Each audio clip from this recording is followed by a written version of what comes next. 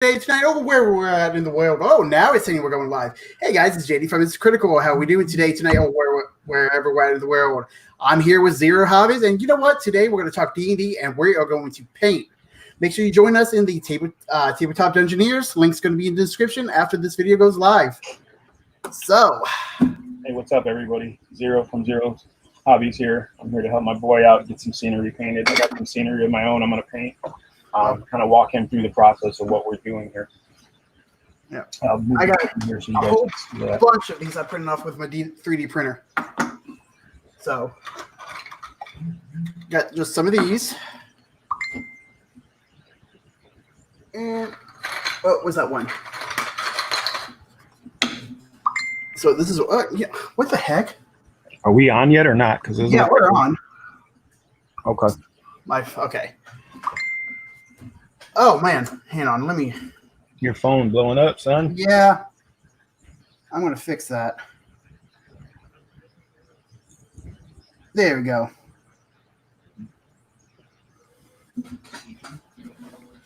So, okay. Oh, great. And my paints are all the way over there. Oh, well, you know what? Let's get through it. So here's these. This took me, right here, Zero, took me about 3 hours to print. Yeah. These little ones took 2 hours to print. Okay. And this 3x3 here took me 2 hours to print. But this one here took me an hour to print. Okay. But these here, I can just drop them like that, and they won't break. I'm using like 20% infill. Mm-hmm. So, but I don't know. I'm happy with them the way they are, but I think they need a better paint job on them. Okay. Well, I'm here to help you out, brother. Sweet. So I'm gonna get to the step that you're at right now. I have a base coat of a Games Workshop color. It is called Mechanicus Gray. Oh, hey, what is up? Hey, sorry. No worries. This paint that I'm using is called Mechanicus Standard Gray. It's from Games Workshop. That's the base coat that I used for this paint, this model. I basically try to primer everything with certain colors that I know I have the pots for, because if you want to do some touch-ups or whatever before you start getting into the work, you know, it's good to have that type of stuff. So I'm gonna grab a brush here, and I'm gonna quickly brush on some ink so that I'm at least caught up to where you're at, so that we can go through it step by step after that. Okay, while you do that, I'm gonna go ahead and grab my paints from Go ahead. my area. No worries. I'm gonna grab an old fat, crappy Michael's brush. That's what I got. I got you, Joe. What's up, hey, Joe? I like to use these crappy brushes to do the inks, especially on terrain. I don't like using new brushes or good brushes, because you're just going to wind up ruining them. So I'm just going to spread this on liberally. I'm not even going to worry about being sparse with it or anything like that. I don't think with these GW pots, man, they don't stay open very well, so you got to like constantly fiddle with them. But it is what it is. I'm just spreading that in there. Getting it in there nice and deep black. Make sure the paint gets in the crevices, you know. I want to wash the whole model. And that gives it its automatic layer of depth. You know, it gives it its first wash is always going to give it a good layer of depth. You know. It's an easy process. It's just time consuming. And I'm sure there's other people out there who do it differently, and there's nothing wrong with that. You know, that's totally okay. Me, myself, though, you know, just the old school process I picked up, and it's worked so far. Especially for big pieces like this, you don't want to. These are not. You want them to stand out on your table, but you don't want them to supersede what your miniatures look like. You want these things. Scenery is there to accent your miniatures, to help, you know, make the miniatures look good. You don't want that to like overtake what your miniatures look like. If your miniatures look like crap, your scenery looks phenomenal, then That's the purpose of your build, right? Showing off your scenery. Scenery there to access the miniature. Generally, I don't go through too many steps with scenery. I try to minimize the steps because you're using a lot of paint to do this. This is a lot of paint work. And, you want that paint for your minis, not for your terrain. Unless terrain is what you do. One of our buddies, Blue Street Customs, he does some phenomenal like architectural builds. He's building a windmill or a watermill right now. He's built a tavern, and he goes all out. He actually places shingles, and he places siding. You know what I mean? He does all that stuff. He uses actual wood, and I use wood on some of my scenery, but not to that level. If you're out there, use your shit rock, bro.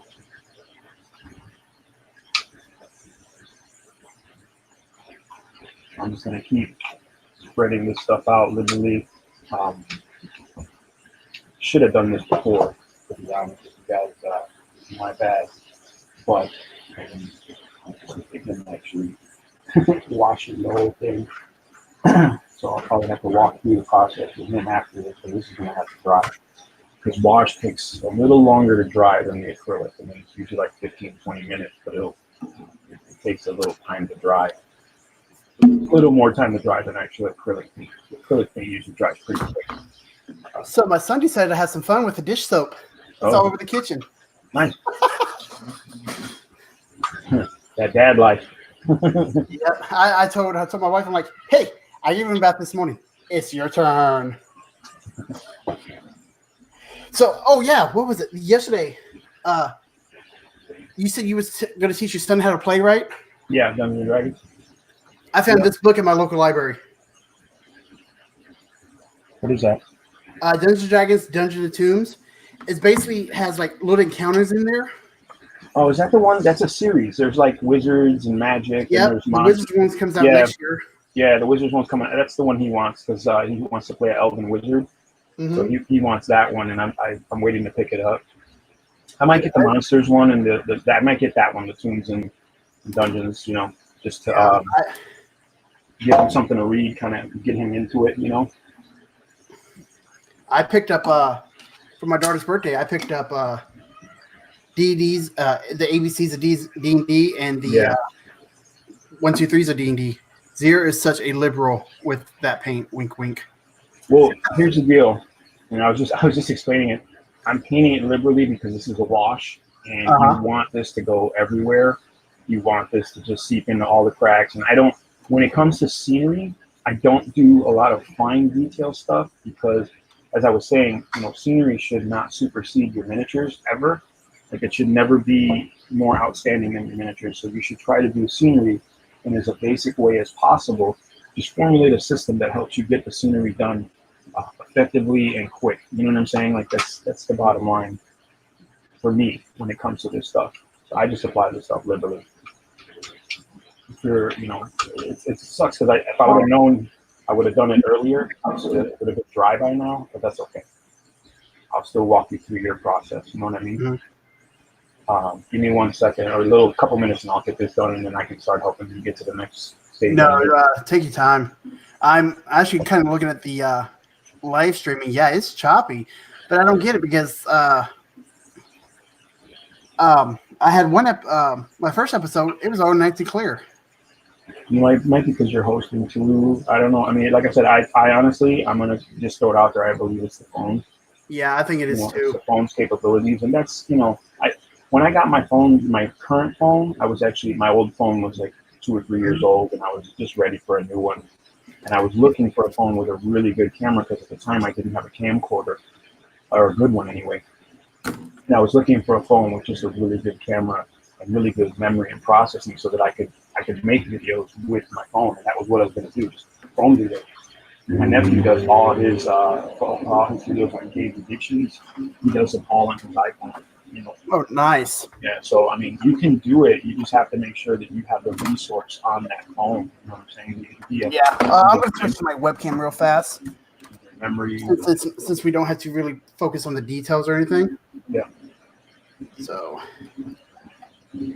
what did you think about that ABCs for D&D book? What's your thoughts on that?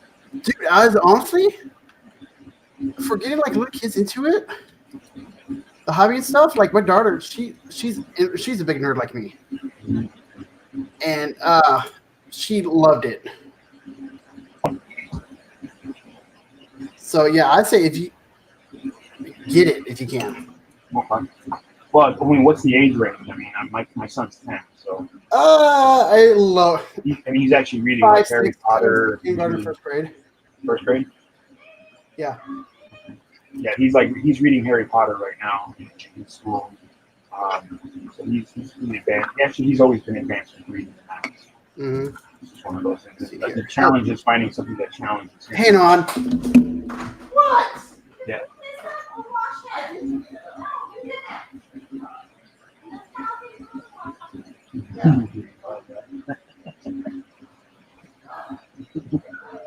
I don't mean to laugh at his pain, but I remember. I'm sure we all have. Look. So what I'm going to do is I'm going to actually let this dry now. See, it's really deep in there. This is spot. How do I do that? It's in there. Set this up here. Let that set for a bit. Actually, what I can do too. This help out. Wipe some of these off the upper edges, and it'll already give you your highlight or mid-tone recess. Kind of helps you dry out. And that kind of sucks because I hate wasting paint.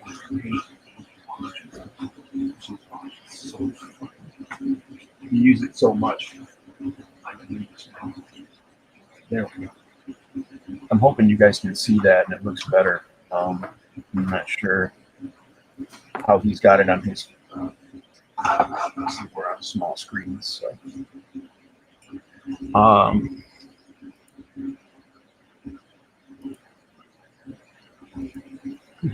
Oh, you got that book in your cart on Amazon?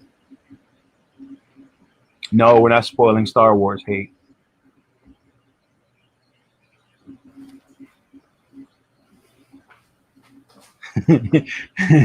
Ma, bother me when I'm hosting live.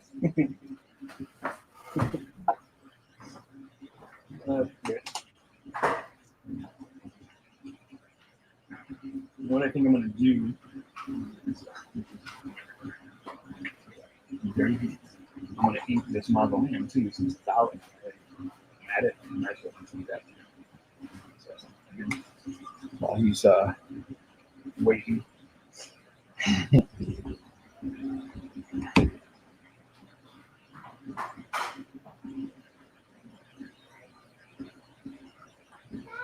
What?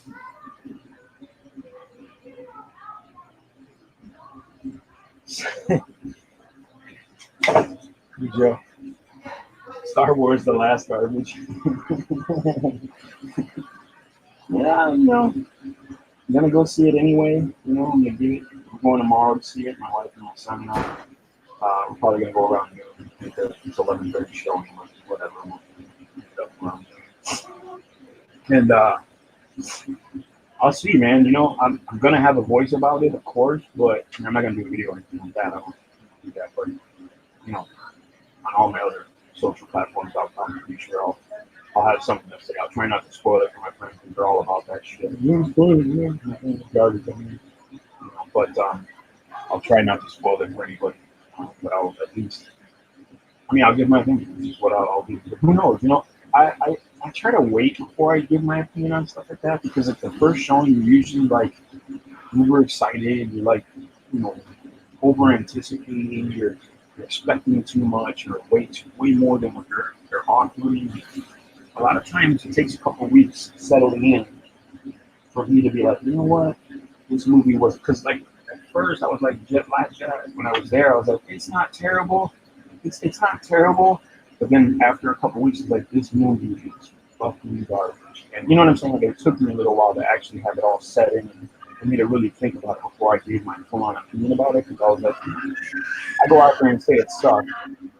You know, if I go out there and say it was terrible, and then, 2 weeks later, I'm like, it wasn't that bad. And somebody gets on there and I'm like, oh, dude, you don't know what you're talking about, or whatever. I don't want to get into an argument with people in Cowboy about fucking my opinion on movie. And my opinion can change. That's another thing.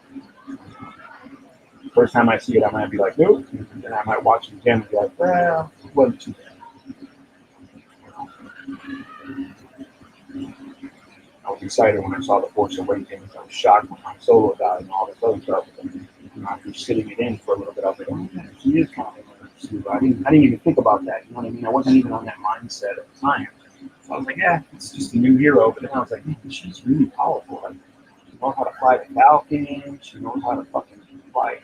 She knows how to fight with a staff. She picked up a lightsaber and was able to beat a fucking Sith Lord or a Sith trainee or whatever the fuck you want to call Kylo Ren at the time. So I'm like, what the hell? What kind of crap is that?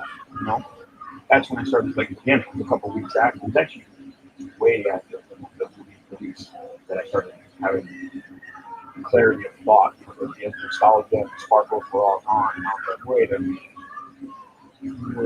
a second. Actually, some garbage thing it was. And J.J. Abrams tried. Way more than Brian. I don't know what's up with this kid, man. He in trouble. Well, okay, Mandalorian is good. You're absolutely right. But the problem is this.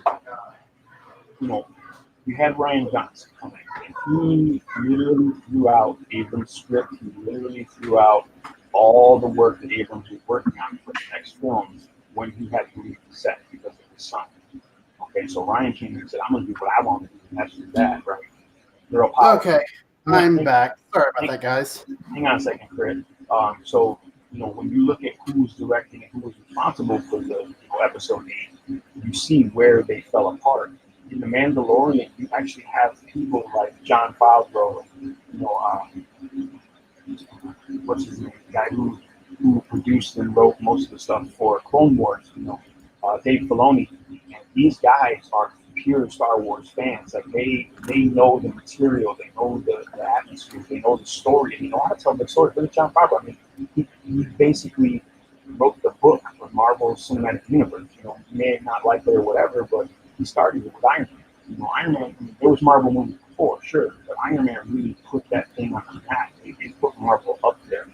You know what I'm saying? And it's John Favreau. You know what I'm saying? And he knows what he's doing when it comes to the directors that are involved in Mandalorian are just really involved in the story content. So they're doing, to me, they're doing that justice. That's why Mandalorian is so good right now. Because it's what, if you put those guys in charge of the next Star Wars series of films, you're going to have a good series of Star Wars films, most likely. Because they know the material, they've worked with it before. John Favreau's even worked on Clone Wars and Rebels. So it's not like they're unfamiliar. So that's the big difference right there. Johnson was just a fucking flash in the pan director that they were like, we need somebody because Abrams can't be here. And then boom, here he comes. I got jokes. And he did what he did. And when Abrams came back, like, well, I have to clean up all this garbage, which he does in the movie, from what I understand. Spoilers. He tries to clean up all the crap that Johnson broke and tell a good story and end the saga. I mean, you're talking about a huge plate of stuff that he has to deal with. That's not easy to do for anybody. So yeah, I did go see the. Don't spoil it. No, I'm not going to spoil it. I'm not that way. But to me, it was good. It's good? Yeah. Yeah, I was just telling them I'm going to go see it tomorrow around noon. I'm going to have my opinion about it, but I'm not going to give a review or anything like that. I'm just going to, hey, you know what, it was cool, it was bad, whatever. You know what I'm saying? Like, that's just that. Yeah. In my opinion, in my opinion, it was good. I was very happy with the ending. What did you think about episode 8? Episode 8? 8. That was the original. Last Jedi. It was good. Honestly, all the new ones. Do you like The Last Jedi? Yeah. It's not to me. It's not J.J. Ahem material, but it wasn't bad for what it was. Terrible. That was just my opinion. There's a lot of people who made it with Ryan Johnson in Star Wars, and that movie he really broke a lot of the things. The whole pro-feminist movement. There's just so much propaganda in that movie. Just heartbreaking to see them do it to Star Wars. You know what I'm saying?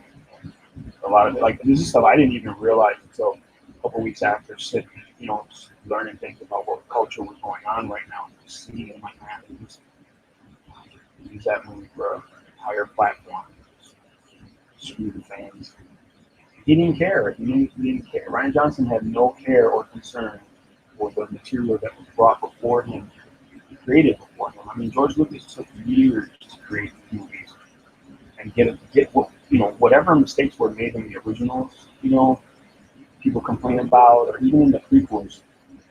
That took years of planning and hundreds of people to work on. Disney did it in like 3 years, 6 years. They like knocked it out. Like that's just what they do. They're movie giants, right? So they just knock shit out in a couple of years. But when you do that, Oh no! It's not. It's not a beer, Cujo. It's a Arnold Palmer half and half tea and lemonade. Hey, no, I'm not going to spoil the movie for you. I'm not going to tell you what happened. If you want to know what happens, find out yourself. You don't have to go to it. Hey, yep. Stop messing around. So, nope. Sorry. Hey, I know you don't like Disney, but if you want to find out what happens, that's on you. So now, okay, so I adjusted my webcam. Okay. And stuff, and I think it's better now.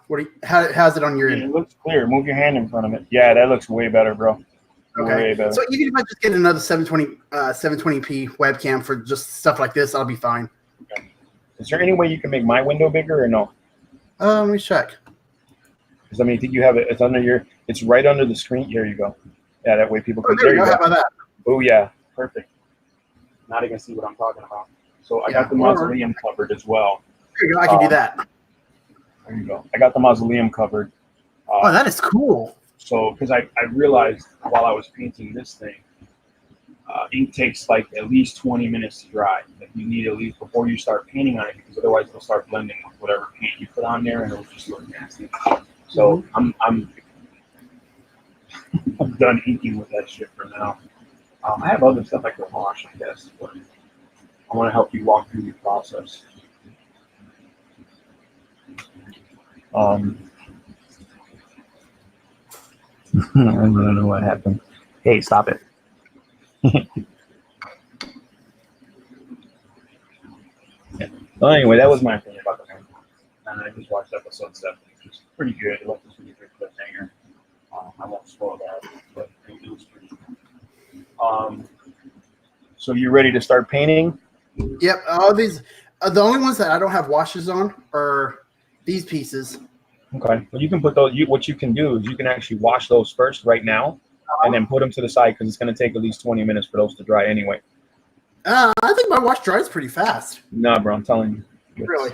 You always want to wait at least 20 minutes because, like I said, you think it, but when you start pushing paint on there, like especially dry brushing, you'll actually blend and not even realize it until it's too late.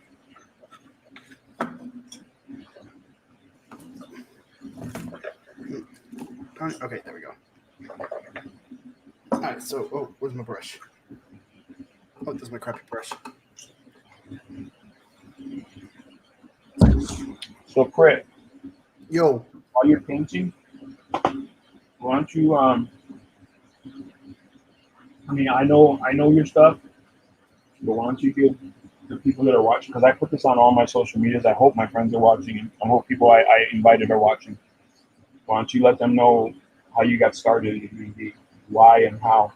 The reason why I got started in D&D, I don't know, I've always wanted to try it and stuff when I was growing up. Never had the money or anything.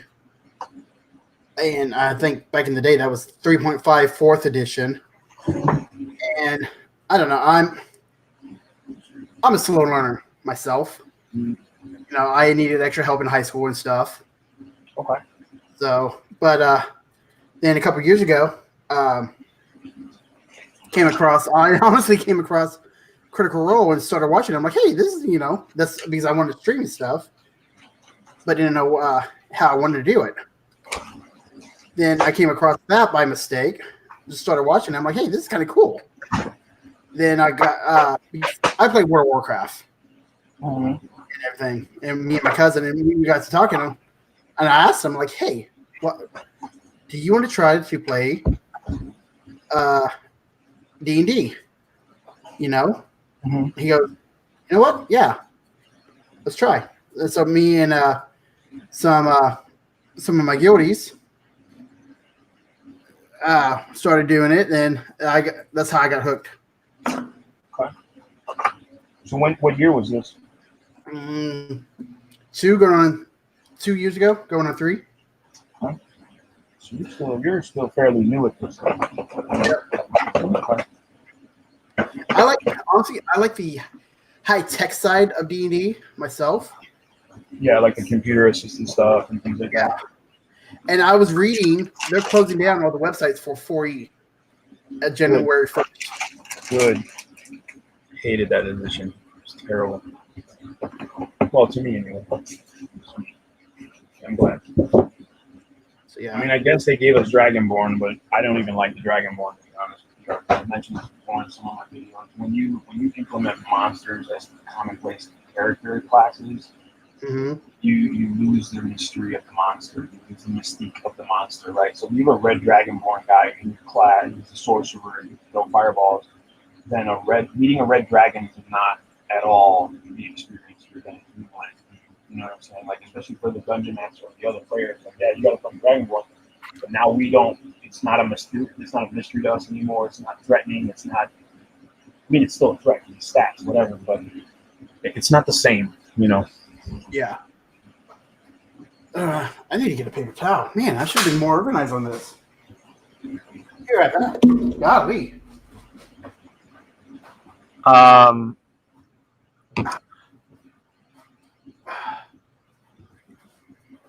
What do you call it? Crit, are you there? Hold up, guys. Hang on one second.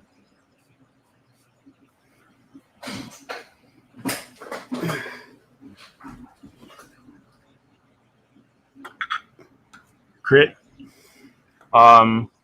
Cujo's asking if you were voted as a DM or did you choose to be a DM?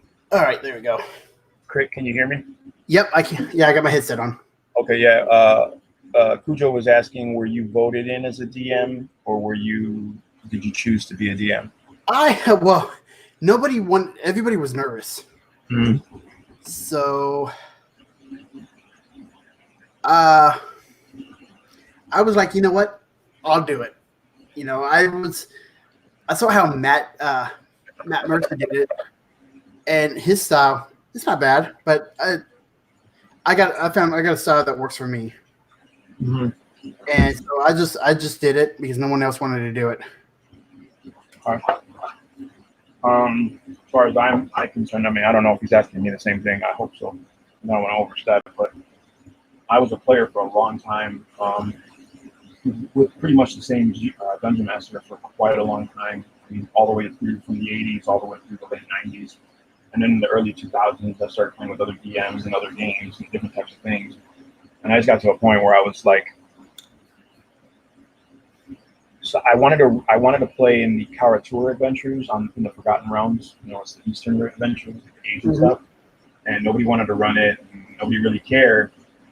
But I was, into a lot of Japanese and Chinese lore and mythology and martial arts and all that stuff. So I bought the books and I just decided to run a couple sessions for my friends. And, I liked it. They actually liked my style of GMing. So some of them stayed with me and asked for me to run a regular campaign. And then that's when I picked up the Forgotten Realms because I was already involved in it. And that's when I started GMing. So I like 2002. Oh, nice. So, at this point, I've been DMing for so long that I enjoy playing a game every once in a while. I actually just played the new Cyberpunk Red game. Well, how is that? Because I always play like different games. if you haven't played the original Cyberpunk, it's going to be kind of boring, but it's actually really from the original Cyberpunk. It's very streamlined, very very simplified, and not video game simplified, but like like you're not doing a lot of equations to get to a stat. You know what I'm saying? It's real simple. These are your bonuses. It's almost like D&D Fit. It's like these are your bonuses. This is what you're working with. There you go. So it's not bad. I think if you're into the techie future that doesn't have magic, I definitely recommend it. I know there's a lot of people who they want to jump on Shadowrun. I've played that too, and I think Shadowrun is just what it is. It's an easy segue from Dungeons and Dragons. So most Dungeons and Dragons players who were hardcore D&D players transition into Shadowrun a lot easier because the element of magic and mystery is still there. You've got elves, orcs, things like that. And Cyberpunk was a little foreign because there is no fantasy element. There's no magical element. It's all Blade Runner, Tron-esque, sci-fi future, Terminator, that kind of thing. Terminator 2 was the best sequel ever, in my opinion.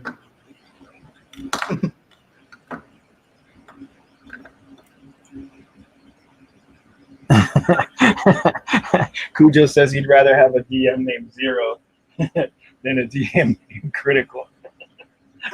I see your point, bro. I get your point.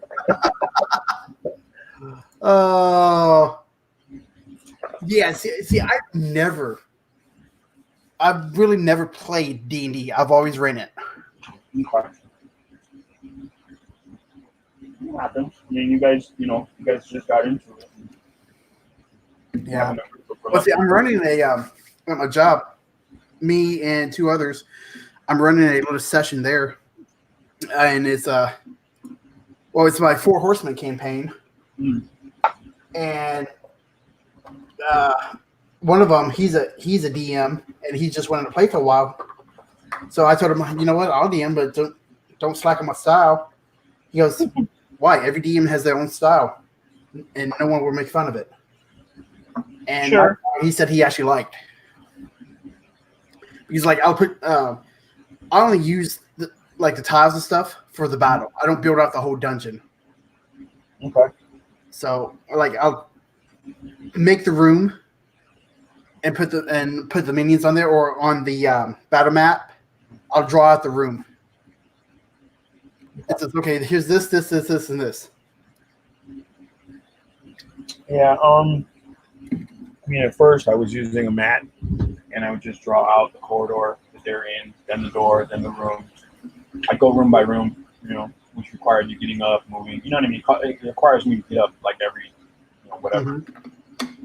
Mm-hmm. And then Wizards of the Coast started picking up those dungeon tiles. It was like a hard, cardboard stock. Yeah, tile. during what, 4th edition? No, this was like 3.5. 4th it just transitioned into 4th. You know what I mean? Because it was such a late addition to 3.5. But I bought a shit ton of those tiles because they were just so much easier to just, here, I'll lay this tile down rather than having to sit and draw. Because I would draw everything out, and it just got so tedious. It's like, oh my God, I'm spending more time drawing at this table than I am fucking telling the story. With the tiles, it was just boom, boom, boom, boom, boom, you lay them down, you're done, Yeah. And, well, I want to try to make me the UDT, the Ultimate Dungeon Terrain. Mm-hmm. What is that? Dragoncraft, I think, or Professor Dungeon Master. With the round table thing? Yep. I've seen people who did like metal ones. Yeah. And they put magnets on the minis. They just put scenery. Mm. I'm thinking if I get enough of these printed where I can do like a circle, I just might do that. I mean, you know what? It's a cool idea. Don't get me wrong. I watched this video on it. I watched a couple of different videos from people on that. It's a cool idea. If you have very limited space on your table and you absolutely have to use it. I personally don't like it, and I mean my biggest pet peeve with it is limited space. Right now, here's the deal: players enjoy tight quarters in combat. Right? They may not realize it at first. They may complain, "Oh man, there's nowhere to go." Yeah, well, you're better than the monster as a group, so there's nowhere for them to go. And I like using large, like especially with like huge, anything huge or larger, you have to have a huge amount of space, right? Because those monsters will not be at their best against the players if you put them in type 4. It's like putting a dragon in a little cylinder room, 20 by 20. Yeah, you got a dragon encounter, but what is that dragon really going to do? Everyone can reach him immediately. He can't fly, can't take advantage of space and distance from spells. It's going to die super fast. And I mean, I'm not saying I'm a person that wants to kill players because I don't. It's not at all my goal. But at least make it a challenge. At least make it memorable. They're just like murder hoboing everything because it's right there in front of them. That's not really a challenge. For that, you can just here's your experience points for just being cool. So I like to put dragons and things like that. I like to put wyverns, things that can fly. I like to put them in areas where they have the ability to fly if they choose to. And not all monsters choose to fly. Some dragons are like, no, I'd rather be on the ground because I'm better here. Some dragons do like to fly. Blue dragons like to fly. They'll fly for days around the battle. The battle won't take 3 seconds or 10 minutes. It'll take days because they're like, no, I can fly all day, every day, shoot spells every time I recharge. Juicy igloo. Whereas, green dragon prefers to stay on the ground, in the forest because he can control the trees and all this other stuff. So things like that. Hill giants are great at distance, but they suck up close. You know what I'm saying? Like, yeah. While the wash is dry, why don't you guys hot glue your pistols together? Oh, that's cold, man. That's cold blood. Cujo, I don't put hot this glue on is a my cheap man version of your dwarven forge. I don't put hot glue on my pistols. Alright, I think this is pretty good. It's still wet in the crevices here. It's still kind of wet, but can probably work with it. So let me know when you're ready for your first color. Oh, I'm ready whenever you are. All right, so the same gray that I used to primer this with, I'm going to use as my first top coat, like my first dry brush coat, and only a little bit. So it doesn't need to be perfect. Because the ink gives it a sense of, it takes the tiles, the little bricks, and makes them uneven. At this point, you could, if you wanted to, start painting individual bricks different colors. Some people do that, right? They'll take a lighter gray and paint this brick a lighter gray, paint this brick a brown or red or whatever. That's totally up to you. But if you just want to do a quick, simple, like, good to go, I'm going to dry brush the whole thing the same color. It's just going to be, pretty much. So, like, here, I was thinking about using this pavement color here, and just like do a quick dry brush over that. Okay, so that's what you want to do. You want to get your color. Shaking something. This I'm going to take straight from the pot. Normally I use a medium for my paints now because I'm all about those medium. But this I'm not going to thin. I'm just going to take it straight from the pot because it's going to be dry for time.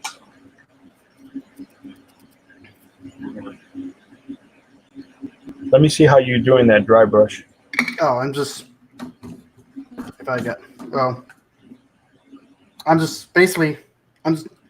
taking it from the pot, then I'm going like this.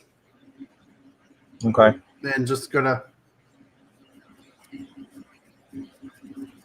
Here, let me show you something. Pause yourself for a minute. Watch this. Watching? Okay, So I got my paint on my brush, right? My paper towel. Take the brush instead of going back and forth, okay? Because you want to wipe off a lot of the paint, but you don't want it to become completely gone. So what you want to do is work it into the bristles. So you want to do circles. Okay, try doing just circles. This will work the paint into the bristles. You can see like how it fades. That's where I know. This point right here is where I know I want to be. Okay, because that's going to be paint on the model. Now for the model, you don't want to go back and forth. I mean, you can do it because you're on a grid, so it kind of makes sense. But something like this, I don't want to do back and forth because I'm going to wind up getting in those grooves. Okay, and you don't want to paint in grooves. What I want to do is just a surface. So I'll do the same motion, same circular motion just to get on the surface, but not inside the lines. You see what I'm saying? Yeah. Then you destroy the work you did with the ink or the wash. You know what I'm saying? The wash, that wash is there to keep your shadow. You can barely see it. But So kind of like that. Barely see it. Yeah, you want to. It's better to work slow through it, and like I said, you see light layers, because you can't take the paint back once you put it on there. You know what I'm saying? So you want to work in small layers, you don't want to take it on.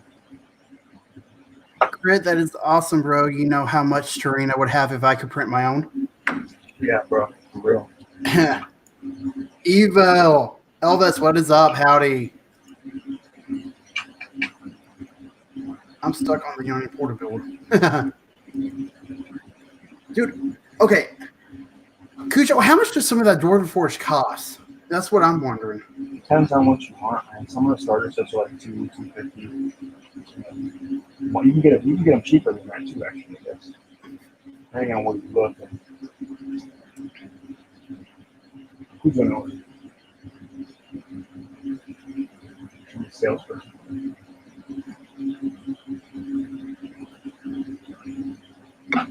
So that actually looks better just from that little dry brush. Yep, that's all it takes. It's just a little bit. So go on ahead and do the rest of the tiles the same way. You always work through the same pot, do the same process for all the pieces. Then you move on to your next color. You know what I mean? Yep. Let's see.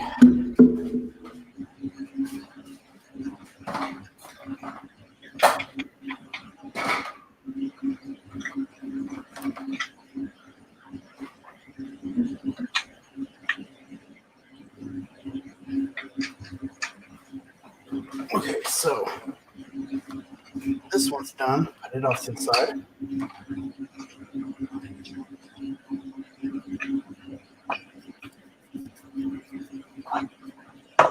It sucks because this paint is so close to the spray. It's hard to tell. It's actually doing it. I'm seeing it on the edges. So I know it's working. Just the next color I put on will actually give it that. You'll see it right away. You'll see the highlights.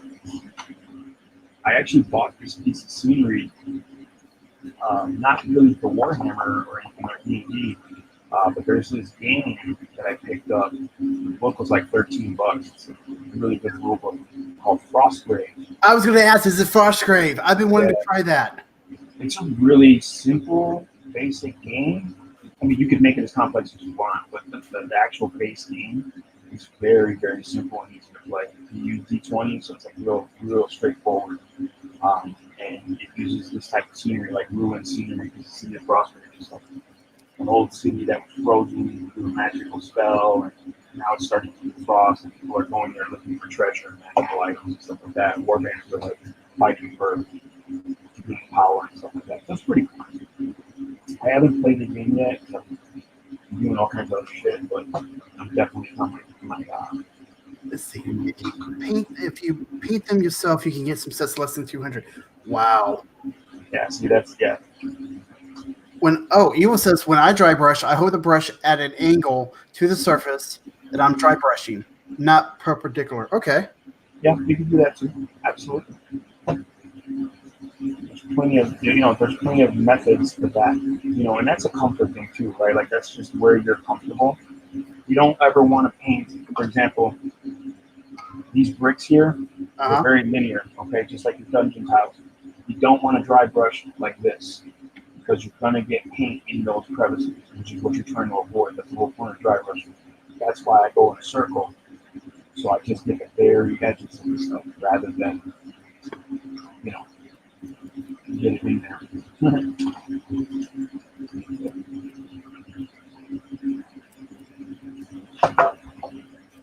That's it for that color. Step up to the next color.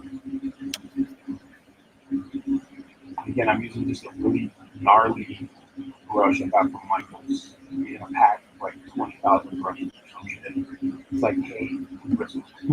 They're so crabby, but it works well for dry brush. It works well for like heavy coverage of flowers.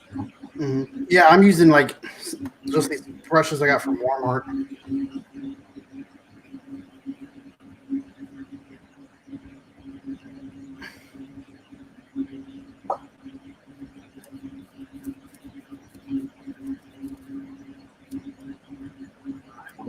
lighter gray now, celestial gray. And this is going to be my final gray. I'm not going to actually go any further than this because I don't want to put that much detail in it. I actually just want you to see the colors, the variation of color, and the raised edges of the model. That's all I want you to see. This should not, again, it shouldn't look better or take over your line of sight from your miniatures. You know what I'm saying? Yeah, I'm thinking that I'm probably just going to have this dry brush on here and call it good on the tile pieces. Well, I would go with one level up of gray, one higher level of gray, so that you can start picking out those very corners and edges. You know what I'm saying? And trust me, you'll appreciate it. Okay. Yeah, I'll give you an example. I'll show you real quick. So should I do like a black dry brush slightly then? No, you never go back in color. Dry brushing is always fun. Because I only have the paint color. Do you have any white? Yes, I do. And there you go. Now you've got lighter gray. So if you look here, okay, Crit, I don't know if you can see it, but if you look on this piece here, this is just like your dungeon tiles, okay? Mm-hmm. And what I did was I primed, I base colored it, and I gave it a shot of darker brown, to fill in the lines. And then I started dry brushing very lightly in the corners that touch each other, just to look like it's been walked and worn. You don't want to go heavy on the very highlight. You just wanted to give it enough so you can see those lines. Because the thing with miniatures is the biggest thing, right? They do not, miniatures don't produce the same lighting that we do. Like when you look at a person standing there in a sweater, that sweater's going to have all kinds of shadows and highlights because of the way light plays on a person. On a miniature, you actually have to paint those highlights and paint those shadows because you're not going to see them from a distance. You know what I'm saying? Even when you look at them up close, you're still, you're not going to see those. The light's not going to play off of a miniature as it does a human being. So you have to give it those shadows. You have to give it those highlights.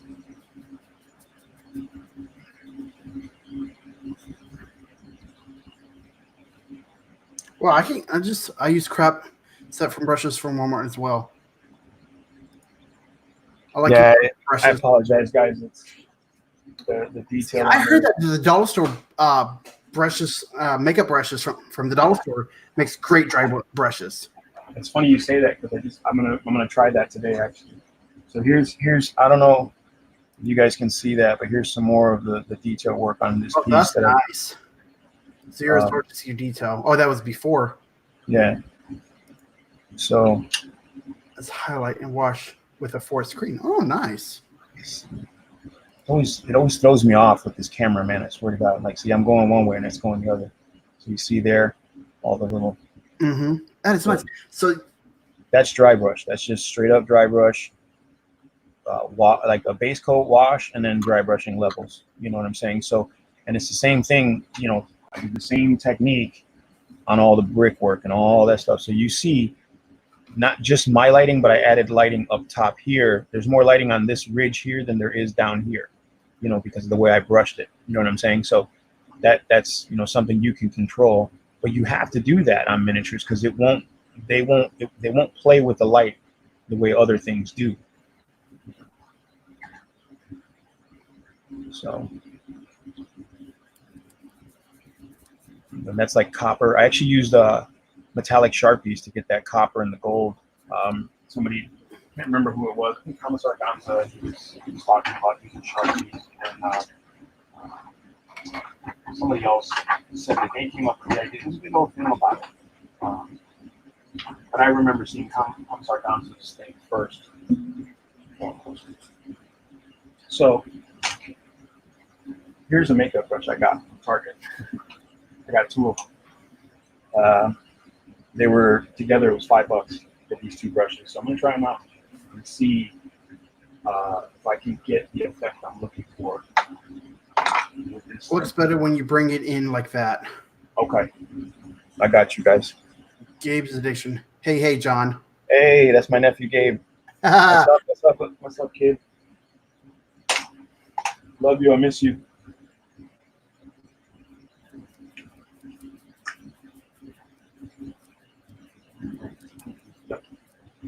but we're going to try it out and see how she does. So it really doesn't. Okay, so it really doesn't take a lot. Nope, not at all. You don't, and you don't. For your second, I meant to tell you. Did you start your second color already? No, I'm still going through my first set. Okay, cool. So when you do your second color, you gotta try, and this is it. This is the tricky part. You have to try and remember. It's muscle memory, right? You have to try and remember how much pressure you put on that brush when you were doing your first layer, right? Now, when you do your second layer, you want to do half that pressure. You understand? Because you don't want to cover up the stuff you did. You just want to highlight the edges of everything. And the only way you do that is by lighter pressure, just more control. Let's see what happens.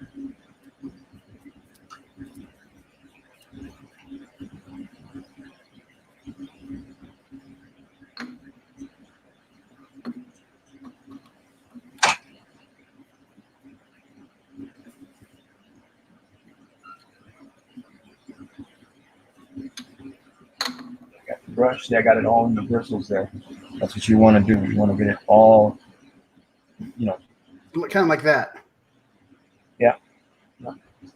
Dry brushes are generally destroyed right away. You're going to ruin them as soon as you start using them, and that's pretty much what they're for. You can't help it.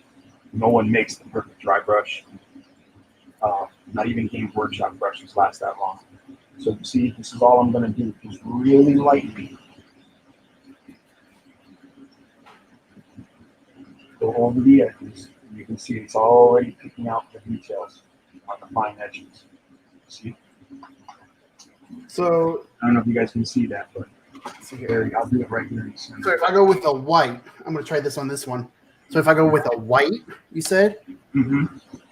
And just dry brush. Do 2 parts gray, or 3 parts gray, 1 part white, because you don't want to go so stark. You know what I'm saying? Like this here is kind of stark. Okay, but I did that. I pressed on heavy on purpose. I wanted you guys to see that. I don't know if you guys can or not. 3 drops gray, 1 drop white. I'm just gonna go real light with this color because I want there to be a light source on this model coming down on the model. So that's where the heavier dry brushing should be on top, the less should be down towards the bottom. But that's what you want. You want to create your light source. Like I said, miniatures don't play with light. Everything else doesn't do much. Okay. So here we go. Dude, this makeup brush is working phenomenally. This might be my new technique. Oh, wow. That does kind of bring out the light.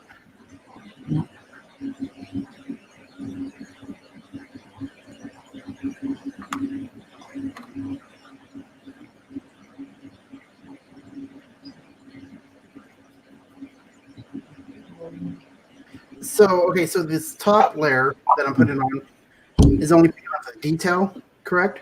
Yeah, you just want to tag like here. So. Okay, you want to just the edges of it, the outer edges, right? Just dry brush that lightly, very lightly. There you go. Yep, just like that. Do that for each brick. Okay. You see what I'm saying? Yep. And then in the center, if you want, you can go in a circle around the center of the bricks, touch all 4. There you go. Just like that. Just like nice circle around and highlight the center of that so it looks like it's been walked on. Kind of, okay. Yeah, these are already looking better.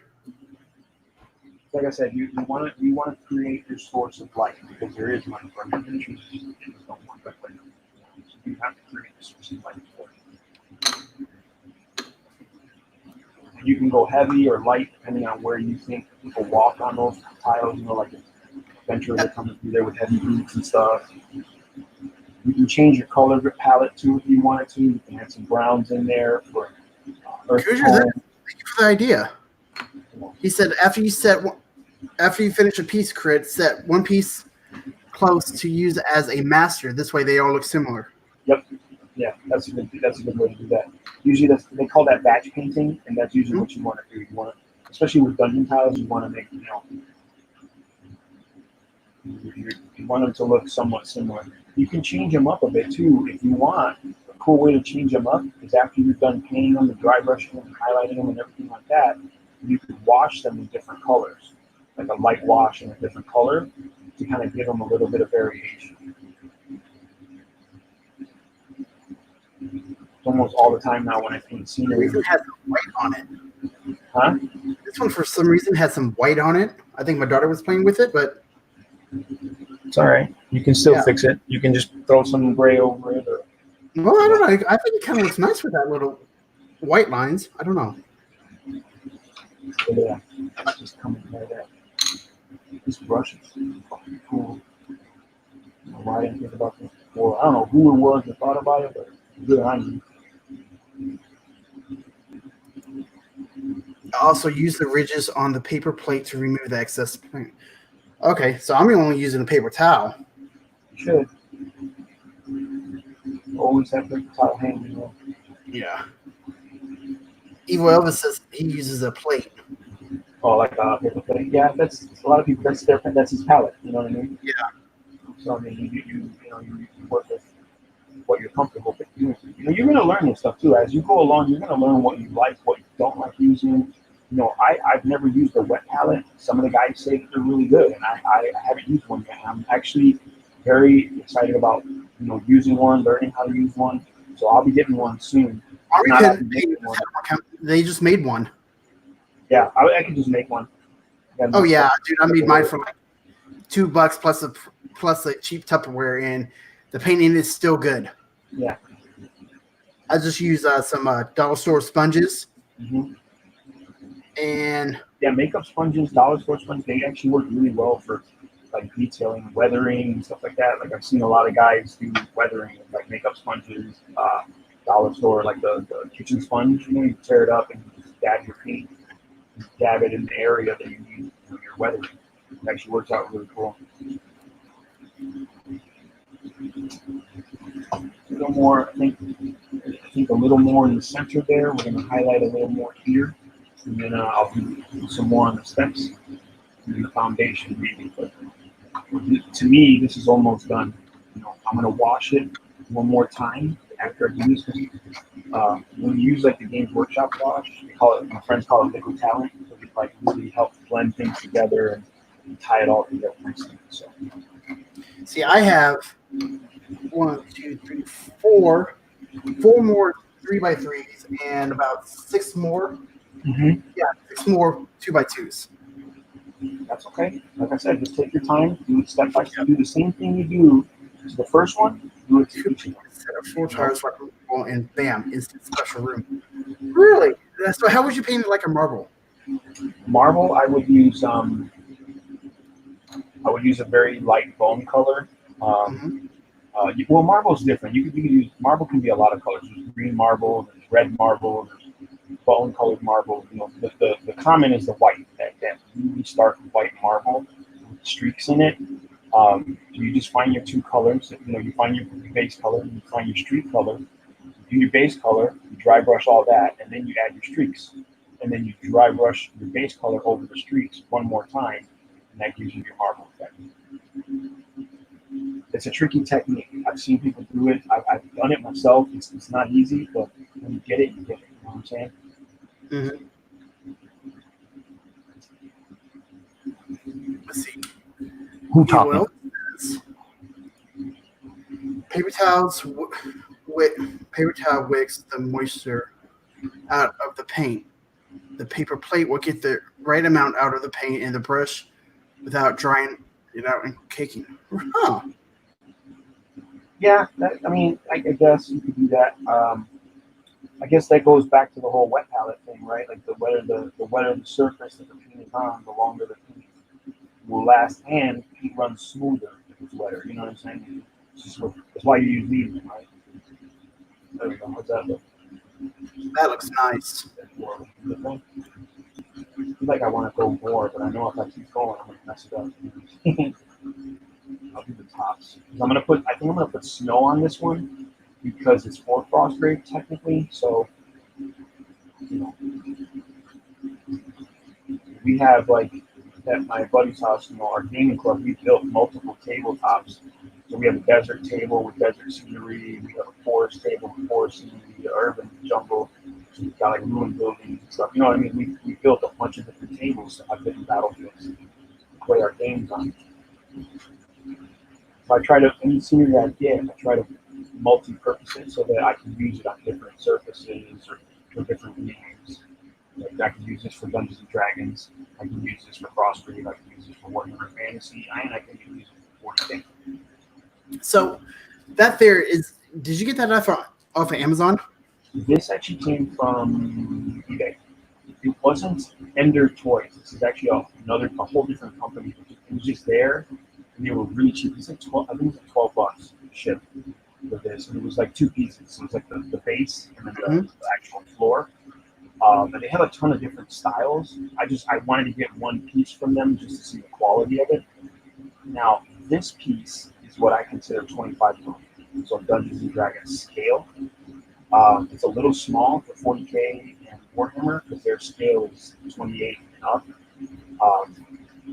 But I'll show you in a second. I'll get this last bit of paint and I'll get a model and show you guys what it will look like in this building. You know what? I'm going to move my camera. Right here. Let's get some Better. Yeah. Yeah. There we go. That should be better. So here you go.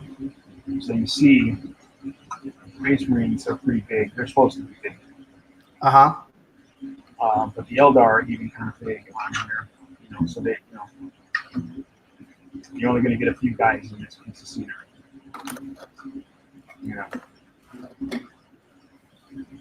But it works. You know what I mean? It works. Yeah.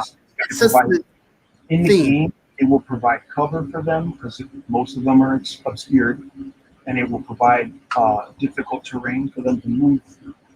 Now, when you get into bigger models, clearly, this bad boy here, he takes up the whole thing, but he still fits in there. Still good to go, dropping bombs on people if he wants to. So, that's that. It works, like I said, and I'm glad I got it. This one doesn't have it. Wizard of the Coast is making their own dungeon tiles now. They're making what? Wizards of the Coast is making their own dungeon tiles to selling, coming out next year. Huh? 3-dimensional tiles, or just like these that locks together and stuff. Oh, okay. Oh, it's about time. Yeah, I think the starter set is 50 and the other set's like 100. But it's double-sided too, so if you want a tavern, you just flip it over. Gotcha. Okay. So, I think what I'm going to do now is I'm going to get a really fine dry brush, a real thin one, actually, good one, it's not tall. But so far, oh my god, it's like so far, we make up the flying dry brush. It's not bad. Look at that, it's completely caked in water.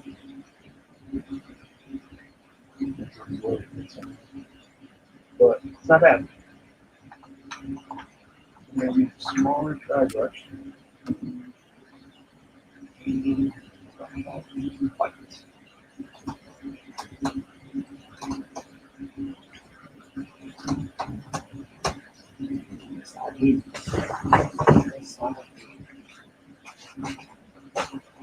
So how's it coming, Crit?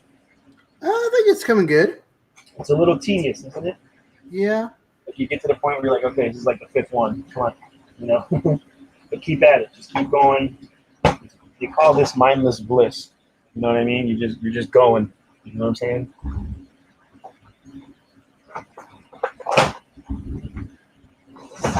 And by the end of the night, you're done. It's a nice way to relax.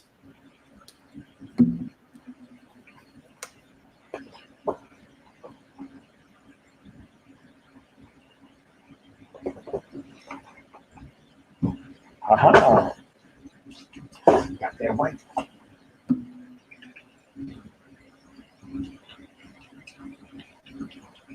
Shaking the paint. You always shake the paint. You can hear the agitator now. Yay! See, I thought about putting some of these in my paints. What is that? Copper BBs. Dude, no, don't put copper in there. Yeah, that's. Oh no, the steel BBs. I'm sorry. Or stainless steel? Persist. Nope, the copper. Yeah, I wouldn't do that. Yeah, might turn them green. Well, fuck your paint on. I choose my opinion. This is bone. Oops. You know what? That'll work. Bone it is, my dudes.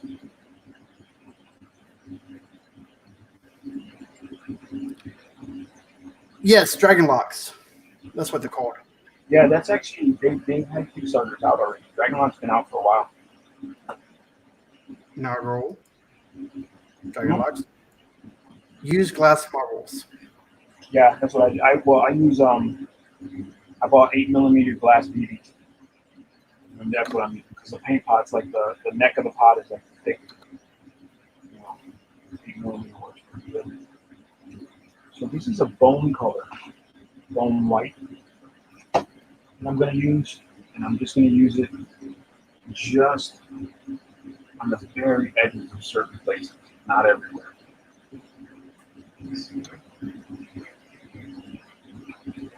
Better.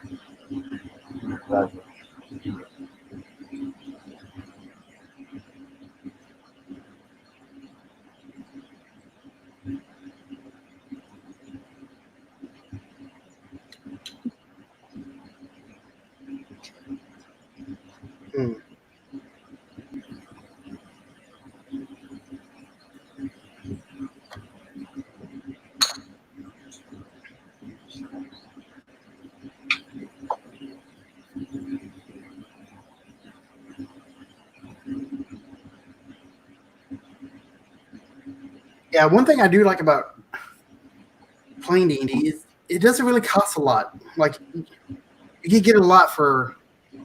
Nowadays, hell no, it's actually fucking free. Yeah. You can pretty much play this game for free right now, and that's what they wanted in this edition. They wanted it to be accessible to everybody. You know, you could get into it, get hardcore into it, and have every book and every pack of cards and every miniature and all that stuff, but you don't have to. Yeah, I'm not gonna lie. I probably have actual money in my books, probably a little over $100, and I have 1, 2, 3, 4. 1, 2, 3, 4, 5, 6, 7, 8. 9 or 10 of the books. Mm-hmm. I got the 3 core rule books, standards, sword coats. That's 5. What else? Like PDF and print them out and stuff like that. The what? I have all those books too, but I have them on PDF and just print them out. Yeah, I like the physical copy. Me too. I mean, but because I wasn't sure I was going to get into D&D 5th edition, so I downloaded all. My buddy downloaded them all, and he's like, "Here, just read them and see what you think," And then when I realized I was gonna play D&D 5th, I was like, "All right, let me just get the books to have them. They're there, good reference. Yeah, It'll be easier than reading with the binder." this game is free. What? Oh, Cujo. This game is free, and this is like all the stuff. I got over 10 grand in this game. Are you what? That doesn't surprise me, bro. That's easy to do, my dude. If I take account into all the miniatures and books that I've had over the years that I still actually possess, that's a good number. That's a reasonable number. Last year I spent $1,200 in minis. God, I feel like a cheapskate, guys. Listen, you guys can see it. I don't know if you can see my table. There's well over $1,200 in miniatures just sitting right here. Well over. And then what the camera is actually sitting on, and behind the camera there's even more. So it's easy to do. Like the fact that you 3D printing stuff, that's the illusion. You know what I mean? You're getting stuff for pennies on the dollar. Yeah, that's why when it comes down to it, and you want like something with extreme detail, like I just put together a figure. Hold up.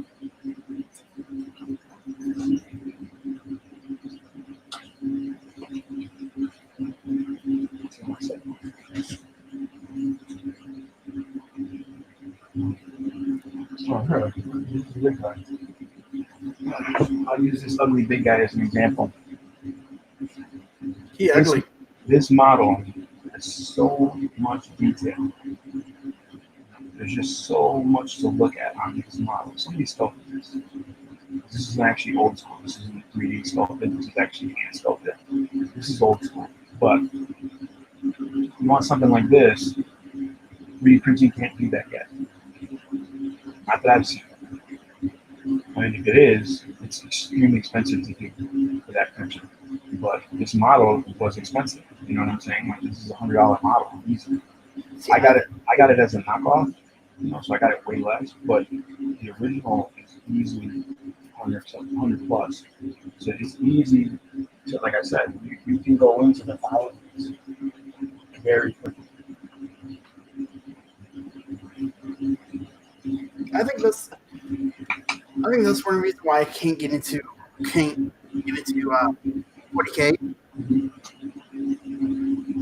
because of the price and stuff. Now, Foster, I wouldn't mind. Yep, I'm evil. I can see that on.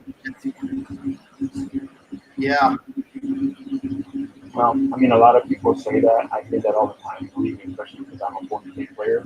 I hear it all the time. Like, the dogs, Warhammer crack, it's too much money, it's way more pay to play, blah, blah, blah, blah. The bottom line is that RC tank back there. Nerds. That RC tank right there is $250. Jiminy Christmas. Okay. That's just the tank and its controller. Okay. Now I haven't even bought a new gearbox or new anything. I haven't upgraded anything on the inside. This is just lock, stock, and shine. That's what it costs. Okay. I have RC cards that easily left the table at $500. Easy, just a car. No electronics, no radio, no nothing. There are no hobbies in this world. There are no hobbies that are free. No. You can do everything on the cheap, but nothing is free. Every hobby costs something. You know what I'm saying? So if it's a passion of yours, it doesn't matter what it costs. It's a passion. Yeah. I mean, that's the bottom line. I tell people all the time. If you want to play 40K, fucking play 40K. You're going to spend that money somewhere. And I have a friend who has the entire library on his wall of video games since the 90s. That's what his passion was. He's a DM, he plays things like that, he plays other stuff, but his passion is primarily video. This guy sometimes can't even afford to get to his rent, but he's got new video games. And I don't judge him. He's like, yo, I might have this too. Paint. Just paint alone. That's expensive shit. Even if you went with craft store paint, for pennies on the dollar, you're still spending money. Nothing's free. Even drawing costs money. You have to pay the pencil. Yeah. You know what I'm saying? Like you steal it. I guess. If you're that passionate about your art, but bottom line, there are no cheap hobbies. No, really, there's not. Well, reading, yeah. If you have access to a library, reading is free, right? Like you pay for your library card and then the rest is free. But I mean, I don't consider reading to be a hobby.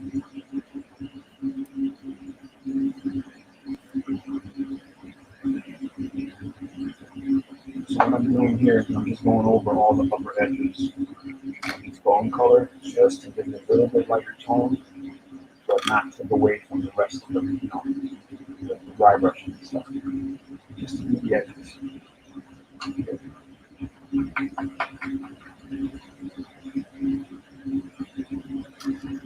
I need to really adjust my lighting. Get more lighting in here.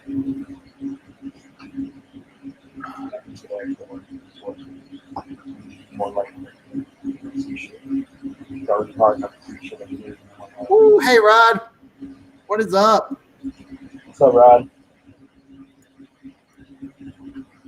Let me see if I can move this where the light should be better.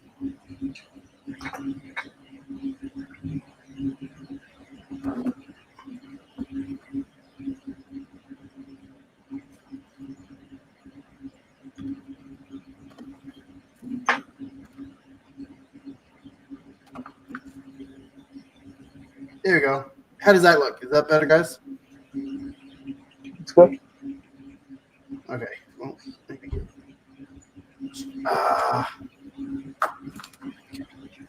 I really need to clean the garage out. I'll tell the wife I said that. There we go. I think that light is better. Yeah, looks good. Now you can see yourself clearly. Yep. Dude, you went from choppy filming to like HD. What the fuck did you do? Okay, so I'm not using my phone.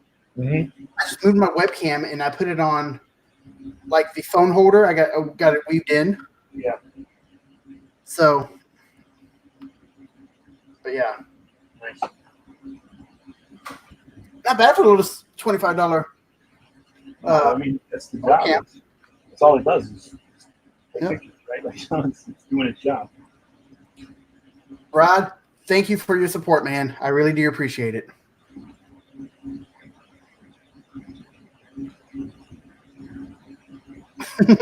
Well, you do. We're each other's fan club. Yes, sir. You know? Got to start somewhere. Okay, on these pieces like this, Mm-hmm. The walls. the walls and stuff, Mm-hmm. I don't know.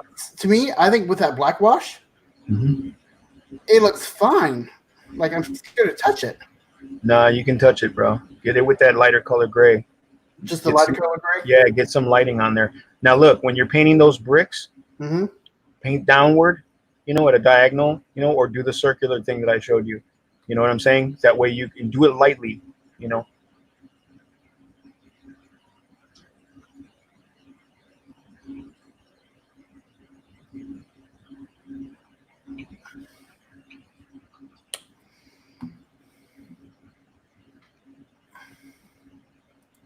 True that. What do you think? Money is only the expense of this hobby. Storage is another thing. I have room for a Dwarven Forge. Oh yeah, so do I. I got a little storage unit. He's absolutely right. Storage is huge. Yeah, but If I had no storage limitations, my dudes, I would have tables for days. I love building. I love crafting. I love doing this stuff. You know what I'm saying? And my buddies are like, "Dude, we're gonna put on this shit." And I'm like, stack it up.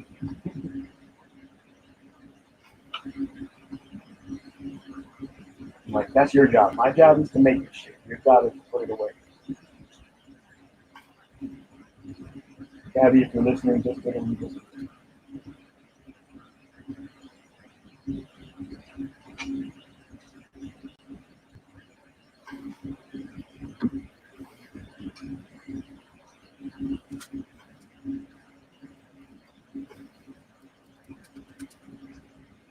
Not coming out pretty bad, I gotta say. It's not too bad. okay, so If I, okay, so it needs to go downward. Oh, I got paint on my hand.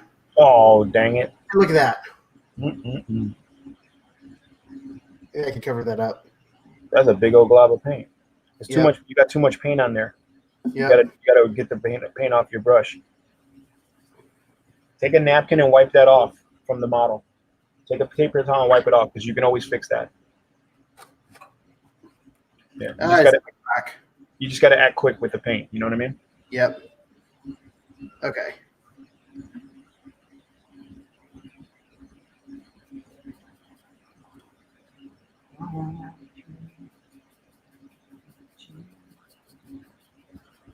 Oh wow.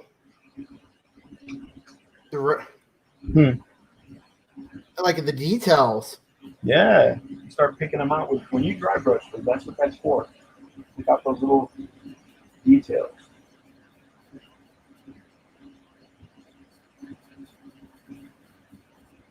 Oh, you know what? I think I like the circular motion better. Yeah. I tell you, it's nice. You just gotta be light-handed with it. That's all.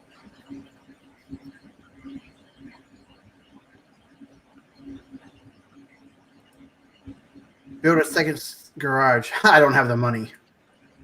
Looks like fun times, guys. It actually is. It's nice and relaxing. Who said that? Who said that? Taco or Thinko. Thinko? Yeah, it is. Rod, you gotta. Yeah, man. Painting. This is very therapeutic for me. This calms the beast inside. I know that sounds silly, but it does. I was very volatile when I was younger. You know how it is. When you're a kid, you fucking Superman. Break through walls. This is very therapeutic.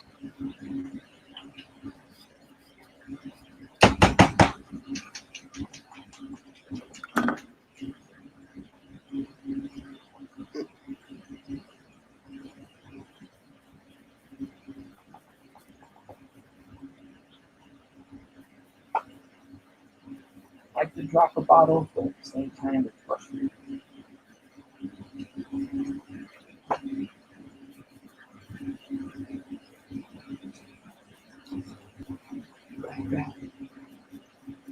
So, let's see, where else?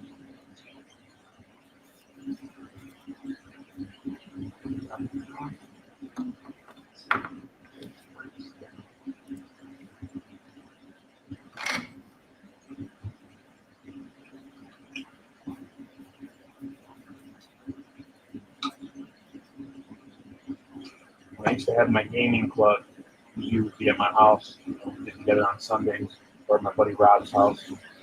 We'd all get together, and there's days we would play games. Most of the time, we'd sit and build or paint together. So we'd all be sitting around a table. You hear just brushes going, brushes like scraping across plastic. Every once in a while, someone would poke their head up. Take a look at this. Tell me what you think. Or let's go take a break. Let's get some food or whatever. You know what I mean?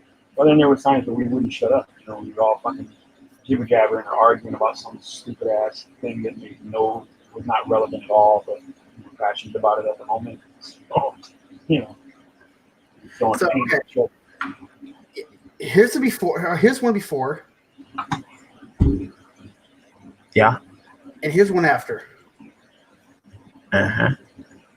It's almost the same. Did you use your lighter paint? Yeah, I'm using the lighter paint right now. Okay. Listen, if you go a little more, you make sure you keep, because remember, dry brushing is just like anything else. You got to do it in layers. It's better to do several thin layers of dry brushing than big, heavy layers.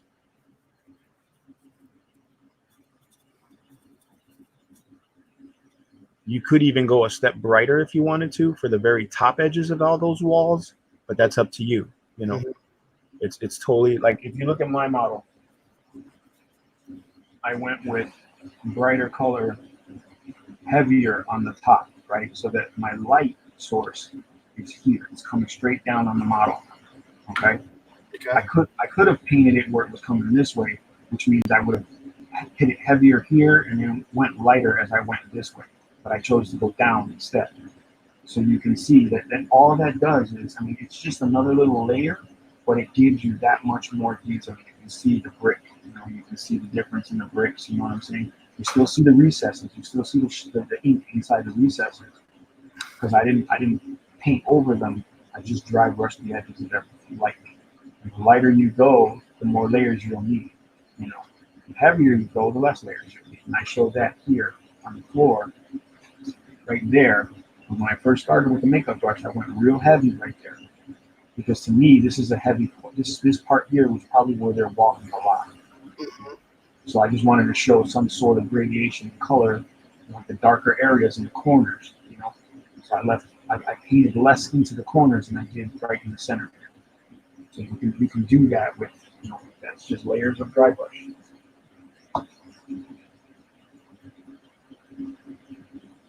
I don't know. I hope it helps. I'm hoping it's helped you guys, or at least you. Practice. Say what? So it's going to take me some practice, but for sure. Believe me, this is fucking 20 plus years of dry brushing. And actually, I didn't start dry brushing until the 90s. I didn't even know what that shit was. Mm-hmm. I was playing a game called Warzone, Mutant Chronicles, and we were painting miniatures, and I was just slapping the shit on there. Because I was like, hey, miniatures. And my buddy Miguel Perez, shouts out Miguel, He was painting an undead army, and he brought these skeletons one time. And I was like, dude, how did you do that? He was like, yeah, I just dry brushed. I was like, what? What voodoo is that? And he showed me, and I've been a dry brush monster ever since.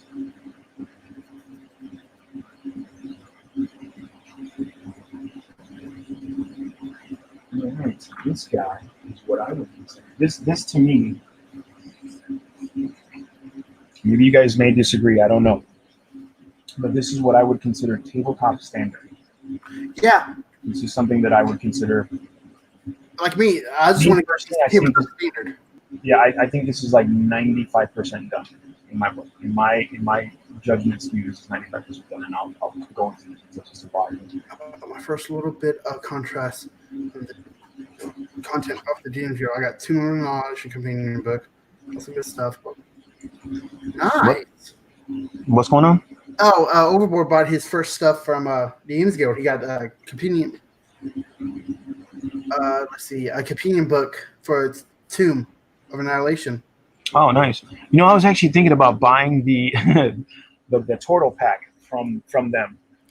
It's like $10, but it actually provides all the stuff and information on turtles, and I love turtles, man. I'm going to use them in my next campaign. Drag your brush from top to bottom, not back and forth. Okay. Yeah, that's like I said. That's where you want your heaviest is on the top. You want it lighter from the top going down.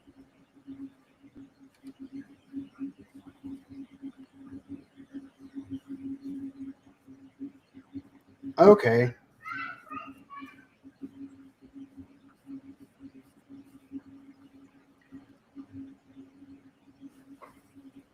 Okay, here. There you go. Is that better? I think it's pretty bright, so maybe that's why it's hiding the shadows in dark areas. I turned it off, so. Do you have a fan brush, Shady? That might help you more control by your dry brush. No, I don't. I was actually going to pick one up after I got paid. Let's do another wash.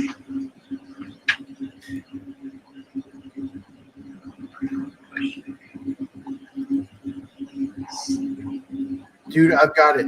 Turtles are cool.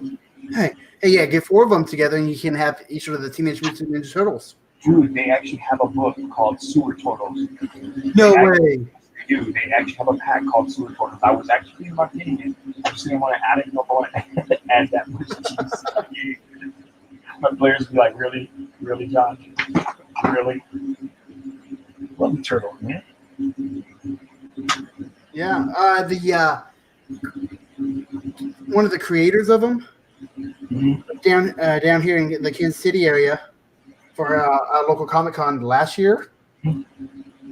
Yeah, actually this year, because it was the 20th anniversary of the Comic-Con.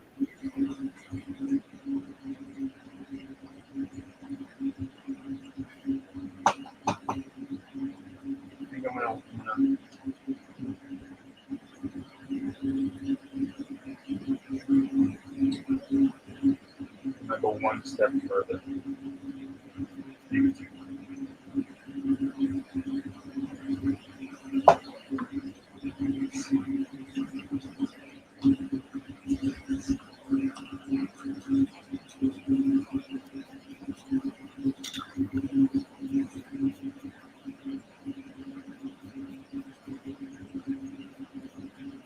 Do they have a Skaven leader? You mean like for Warhammer? What's a Skaven leader?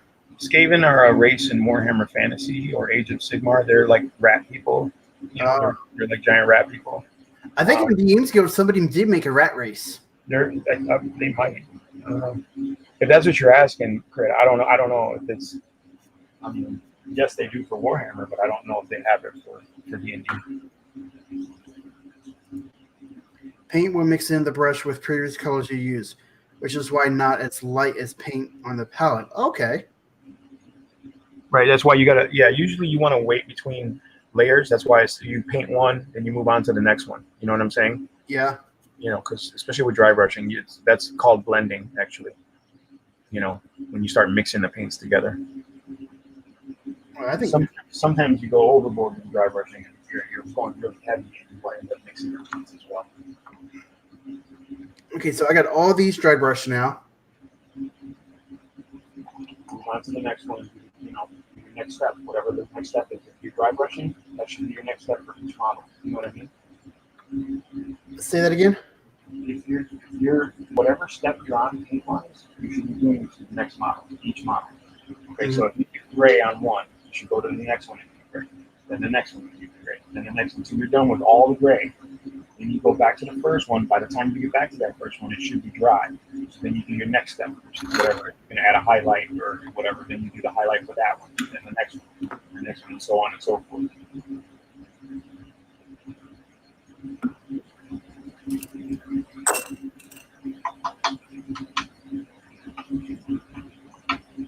Now, as I'm dry brush, okay.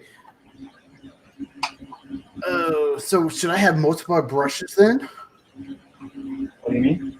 for dry brushing? For what? What are you asking? Like, should I have multiple brushes, like one for one shade and one for another?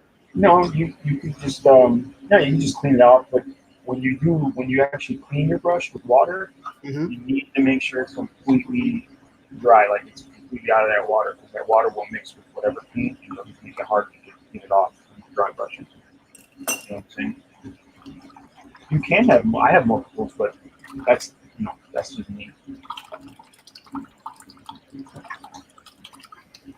I have multiples for different purposes, right? So if I want to do large flat surfaces, I can use a specific brush. If I want to find tight details, I'll use a specific brush. You know, stuff like that. For turtles and chicken. That would be nice. Yeah, but what would you use for a shredder? Oh, Elder Brain for the for Crane. Just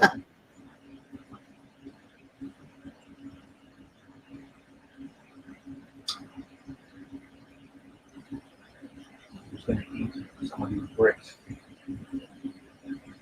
Once you get the brush wet, it will smear the paint instead of dry brushing. Yep, that's why you gotta make sure that brush is completely dry before you start cleaning it. Wait, maybe I should go get my heat gun.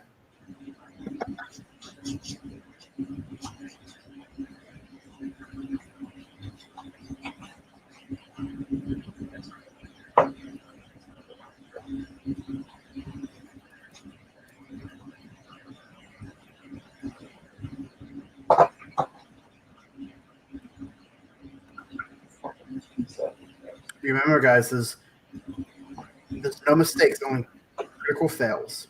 Is that what it is?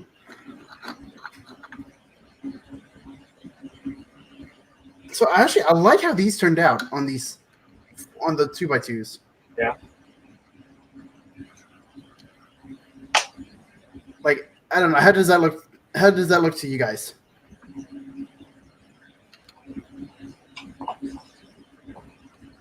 Tilt it so we can see it. Tilt it this way so we can see it. Not bad. Not bad. How do you feel about it? I was thinking about adding like a brown wash. Go for it. It's not going to hurt it. Yeah. Try it with one and see what you think. You know. What I would do is make sure you put wash in in the creases. Mm-hmm. Get some more wash in those creases so you really darken that up, because it's almost the same gray as the rest of it. You know, you want those darker because that's obviously a recess. It's, you know, crack in the floor or whatever, the flagstone that they put down. You know. I'm just saying, man. Not enough contrast. Right. Okay, what do you mean by contrast? Meaning light and dark, between the difference between the light areas and the dark areas. You don't want it to look like one big gray blob.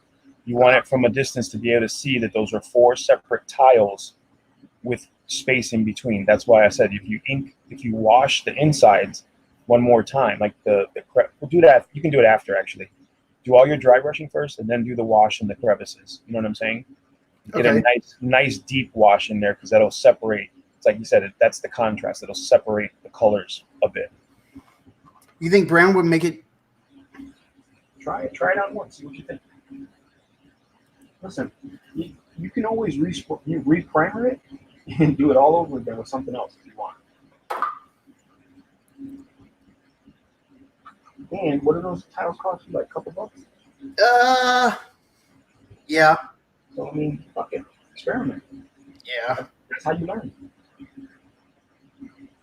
Let me find my dry brush. All right, guys, here we are. That is freaking sweet, dude. So now what I'm gonna do, I'm gonna put snow on all the ridges, you know, patches in here and stuff.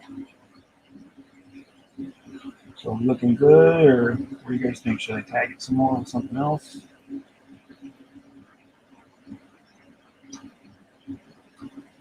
I'm leaving it to you. I'm not feeling the brown.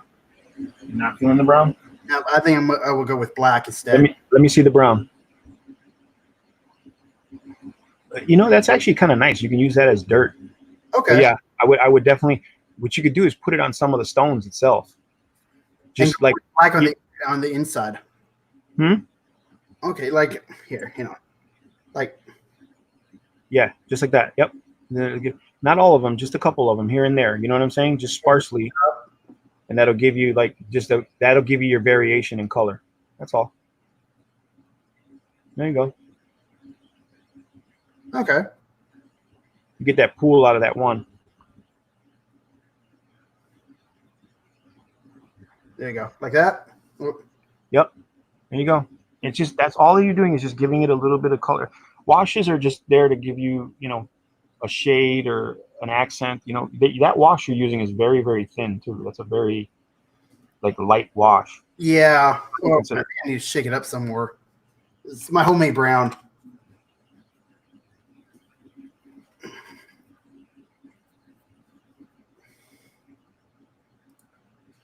When you wash the whole tile would be darker than it is now. You have to brighten up to 11 if you want it to be after 10 washes. Okay.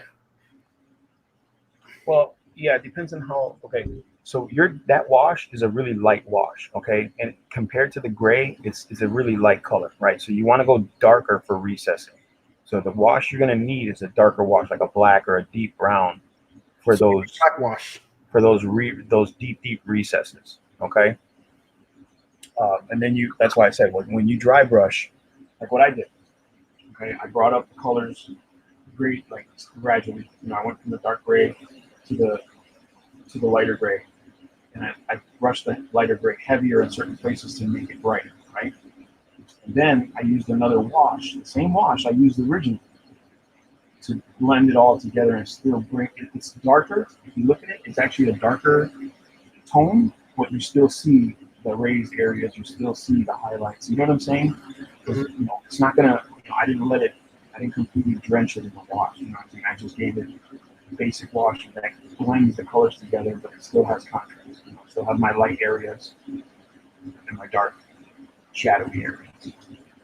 Okay, so this one I did well. I think I messed up, but I did this one all in the black. All right, now do me a favor. Take your paper towel and wipe those 4 squares off. Wipe them off. There you go. Yep. Boom. Wow, that actually looks better. Mm-hmm. Now wait till that dries, and then dry brush it with your white gray mix, and you'll get a really cool result. Okay.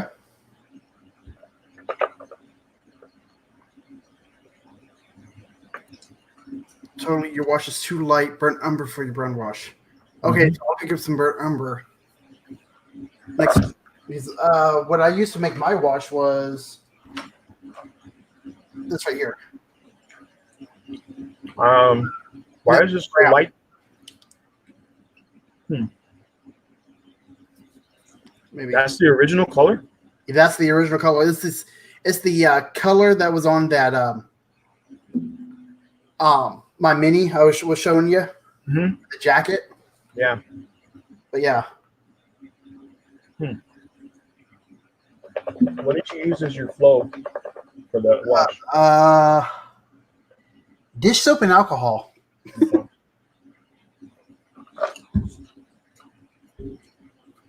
That wash that you have right there, that light wash, you know what I would use that for? What's that? I would use it for anything that I painted white that I wanted to look dingy.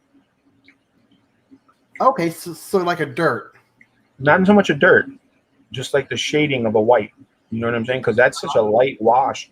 You don't put that on something dark because you're not going to see it. You know what I mean? You may change the color a bit, but you're not going to see it much. Okay. You know what I mean? So you want to get yourself a really dark wash. Something like start with black and work from there. You know what I'm saying? Now get yourself a black and create your wash, but don't use as much flow as you're using, you know, play with it. You know what I'm saying? Yeah. See what you get, but you need a darker wash when you're doing dark tones like grays and you know, stuff like that. So is my black too light too then? No, black's, it's not too bad.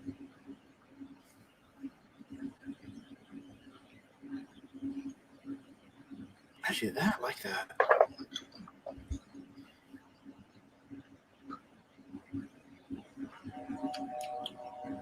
And that matter of fact, like when you have stuff like that, like recesses like that, you should that wash should capillary into those recesses without you even moving it. You should be able to put your brush down in that groove, and that paint should flow right through those grooves. You know what I'm saying? Yeah. That's how you know you got a good wash. I like skulls on linen. Oh, scroll. Okay.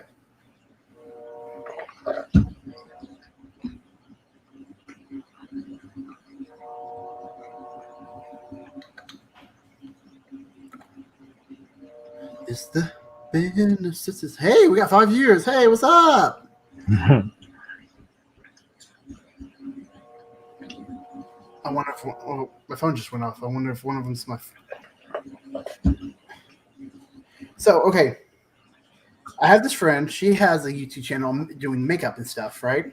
And I told her, I'm like, dude, she wants to get to Vanity and do it and stuff. I'm like, she has a new iPhone. I'm like, you really don't need that. You can just set up some lights, a lamp, and just do your makeup like that. Stuff. But good night, guys. Working on my house tomorrow. Who that? Oh, Rod. Oh, Rod, take it easy. All right, Rod. I'll talk to you later, buddy. Keep those Monster Mondays coming. Yeah, buddy.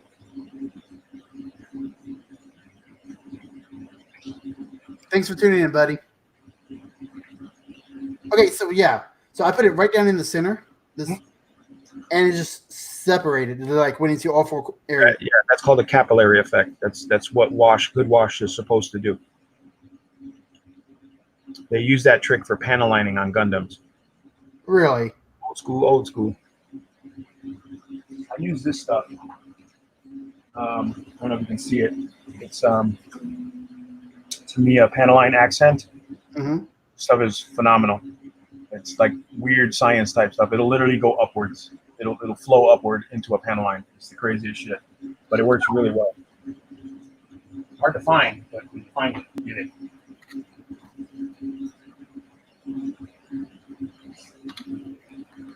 Yeah, I'm thinking about printing off about a couple more 3x3s and 2 4x4s. And I think I might be set. I don't know if I really want to. Somebody did a video just recently. Somebody did a video about like how many tiles should I make. Let me find it real quick. I think I have it in my watch later, but he did a thing about how many tiles should I make, and I was like, you know what? That's actually pretty smart because you don't really need a ton. You know, you just need enough of a certain kind.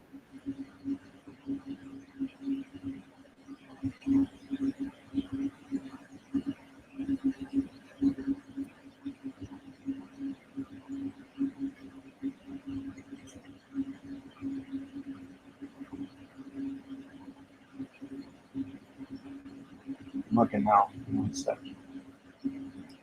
Yeah, it's Wylock's Armory. So I don't know if you know who he is, but he's one of those.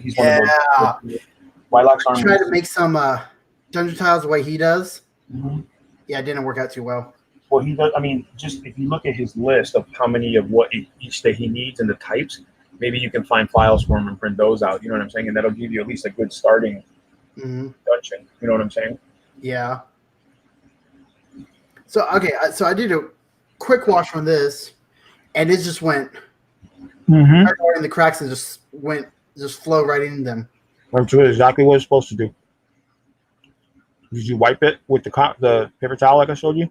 No. Wipe it real quick. Don't do it too heavy because those grooves aren't that thick.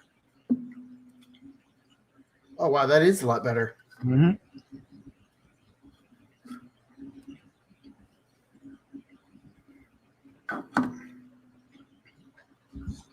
It's like, it's like I said, you can go as dark as you want or as light as you want. It's totally up to you.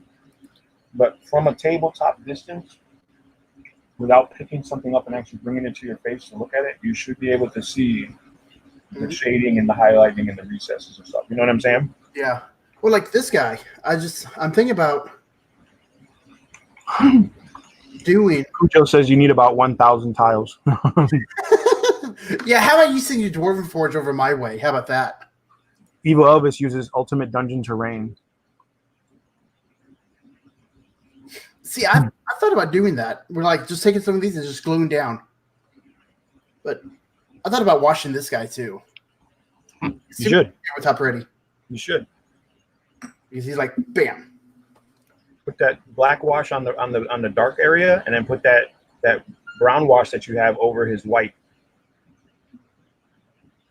Okay. But be careful. Just be neat with it. Do the black wash over the brown first, and then do the brown wash over the white. But just be neat.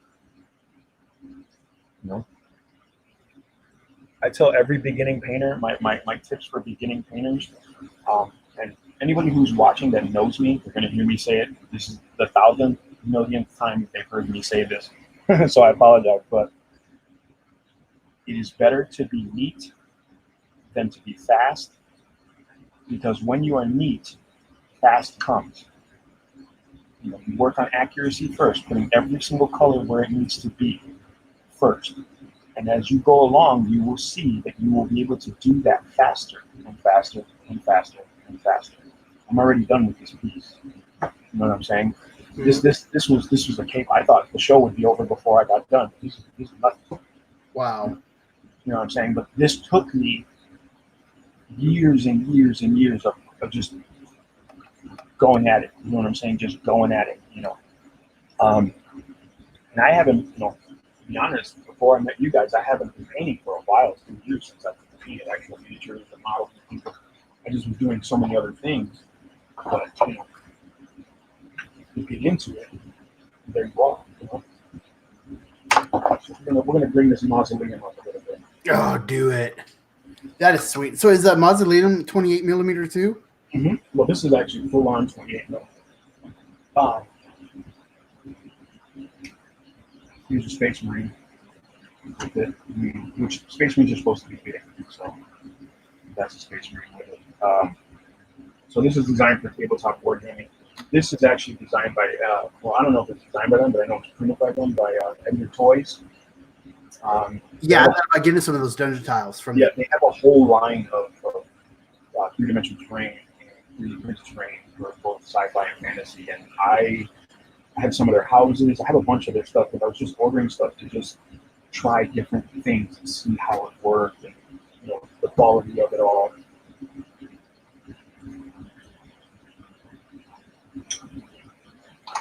I'm gonna try. Okay, now I'm gonna let this guy dry. Yeah. The big mistake a lot of people make is they continue to work on a model that they're doing stuff with. It's just like they continue to put paint on it, continue to put paint on it, continue to put paint on it. It's like, oh shit, it's all messed up now, ugly. Because they didn't know when to say, okay, let me put this down and work on something else for a minute, while that dries. So, 3D print me some fucking trays that I can put these paints on, those little cups that hold fucking GW paint pots. Print me some of those, guys. Okay, so I looked at some of those because I keep dropping my paints. Whoa. Like to store them? No, just while I'm painting. You see, look, while I'm painting right here, I don't know if you can see that. Can you see that right there in a little pot? Uh-huh. That's all it takes. And they fall over. And then when it's open, I just lost a shit ton of paint. So there's these little things, that like little cups with a disc around it. It's a 3D printing thing. Let me see what I can find. If I can find it and print it off, I'll let you know. Because I know those files out there. Mm-hmm. So I got 3 kids from going at it. This is latest part. They're up still. I have that Warhammer Mausoleum set. Is what Kucha says. Oh, you have the Garden of Moor, you lucky bastard. That is an awesome set, man. I want one so bad, but my buddies are like, "You got no scenery." I'm like,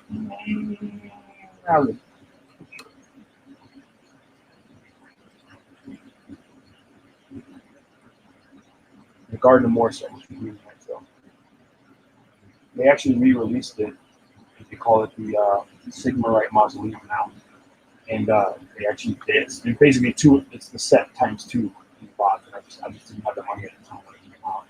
Otherwise, I love cemetery. I love the idea of playing games where you can go through cemetery. It's a cool thing. So kudos, Cujo. See how I did that there?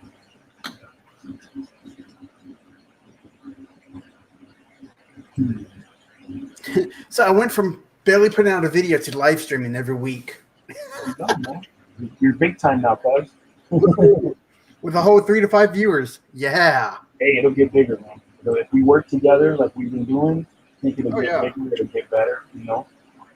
Shit, my first stream, I think so, my first stream, I was on for an hour and a half talking to myself. And I forgot to hit live. So I wasn't live, I was just on there talking to myself for an hour and a half. And I realized, I'm like, motherfucker. And I realized it because my buddy texted me. He's like, "Hey, are you supposed to be live?" I'm like, "Yeah." He's like, "You're not." I'm like, "Oh, oh man." I was like, at least one of my friends was looking out. I was like, "Thanks, bro." Oh, Cujo says, "Dude, I have 3 Valhalla paint racks I don't use anymore since I bought my wall mount rack. But Hook me up, brother. Drop a bottle style paint pots. Yes, I need them. Hook me up. How much you want? Little cookie sheet and glue magnets at the bottom of your paint pots. Ooh. Is it like Cujo? Is it like these paint racks here? Like them there? The MDF stuff, or is it something else?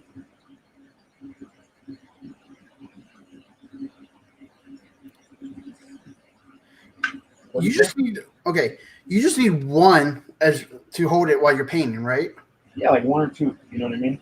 Okay, so yeah, I know what you're talking about. I'll find the file and print it off. Okay, I appreciate it. Let me know how much it costs. Dude. Yeah, don't worry about it. I appreciate you, my dude. Yes, but they are for a drop of bottle. So no. Like this. Look, hold up, Cooch. Hold up, Cooch. I got you. I still have all these fucking paints that I gotta buy a rack for. This whole set. So I need one, believe me. Also, somebody take old 3D filament spools and turn those into paint racks for those. Really? Yep. That's interesting. Just drop a bottle style. Oh, she's. Yeah, dude. Cooch, let me know, man. I'm getting rid of them. I need them.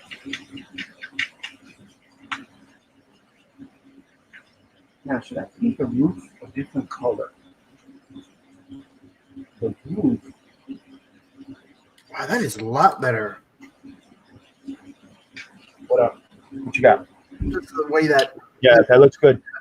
Now, don't mess with it. Put it down and go to the next one. Yeah, that's like here's the last one before that. Yeah, see, it's looking good. There you go. All you need after you're done with that is like a highlight on the edges, and you'll be done, my dude.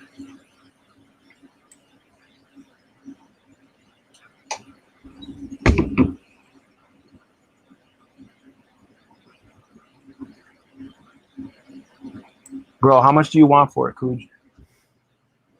You know, or if you want to send it to me for Christmas, You can be my Santa Claus. My Santa Claus.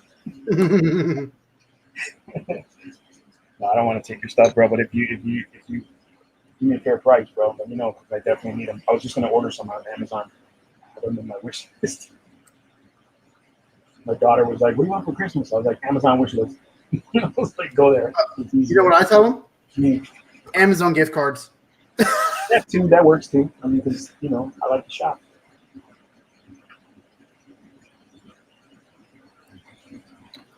Yeah, man. I Okay, appreciate so I have 12 of my 2x2s done. it.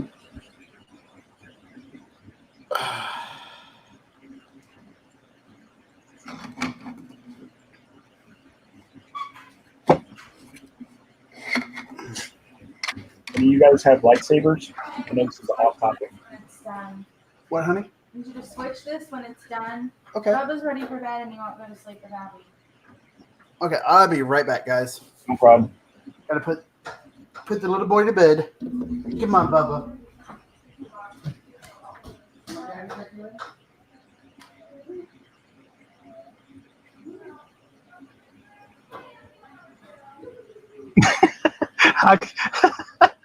Hot glued together like you said.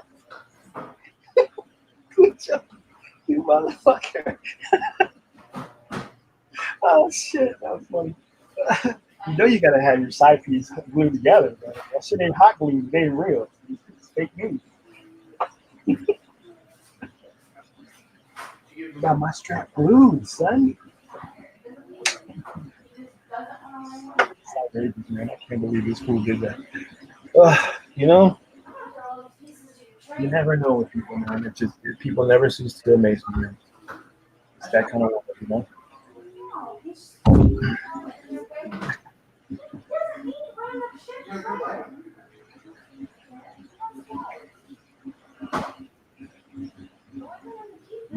He in trouble. You know what we needed to do today and we didn't do? What? You wait till the last minute. I'm grabbing all those fuckers for myself.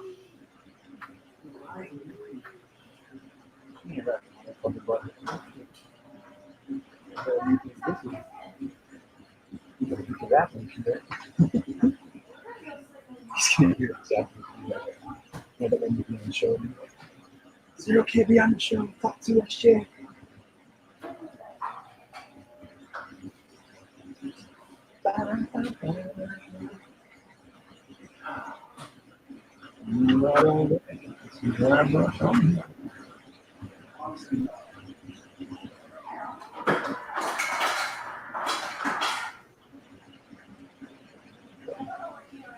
Sounds like they're fighting. No, they're not. There's just stuff going on, but it sounds like they're fighting. Going shit around wrestling style.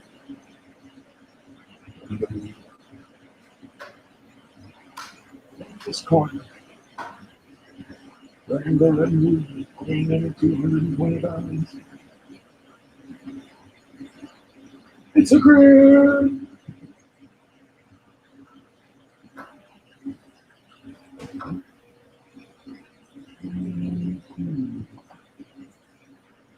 Guys, I hope this is entertaining enough to keep you here.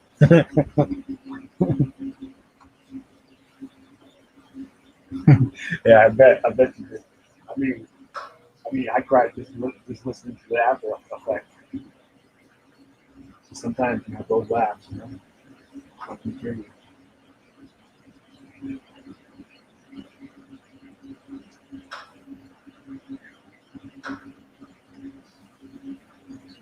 Oh.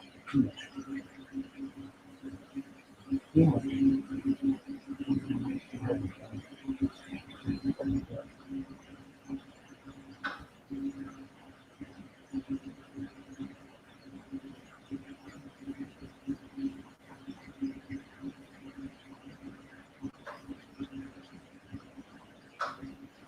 This one's actually pretty kind of nice compared to some of their other stuff. I have to say, it does have the print lines, but they're very minimal. Not bad. I've been doing sanding on it before, so it's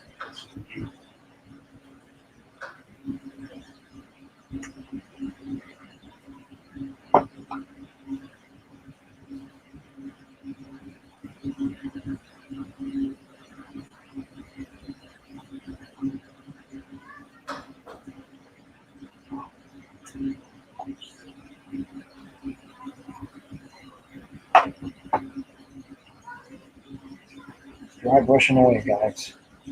Oh, somebody's writing. I gotta read it. You know I'm blind.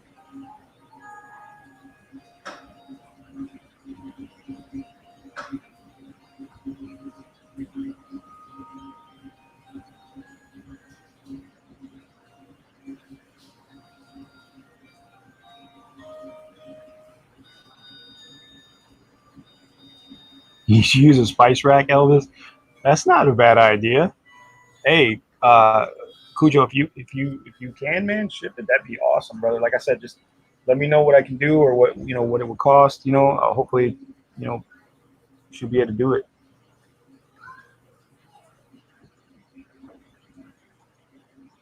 Cough like Cujo. What? Like Cujo? What? Hey, what is that? I don't understand you, man.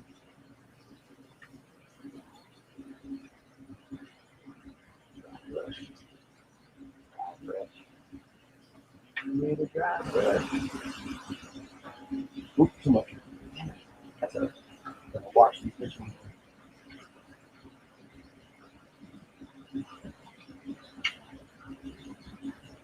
This came with like fucking 30 gravestones and 2 angel statues to go like on the gate. Not a cool deal for like the piece.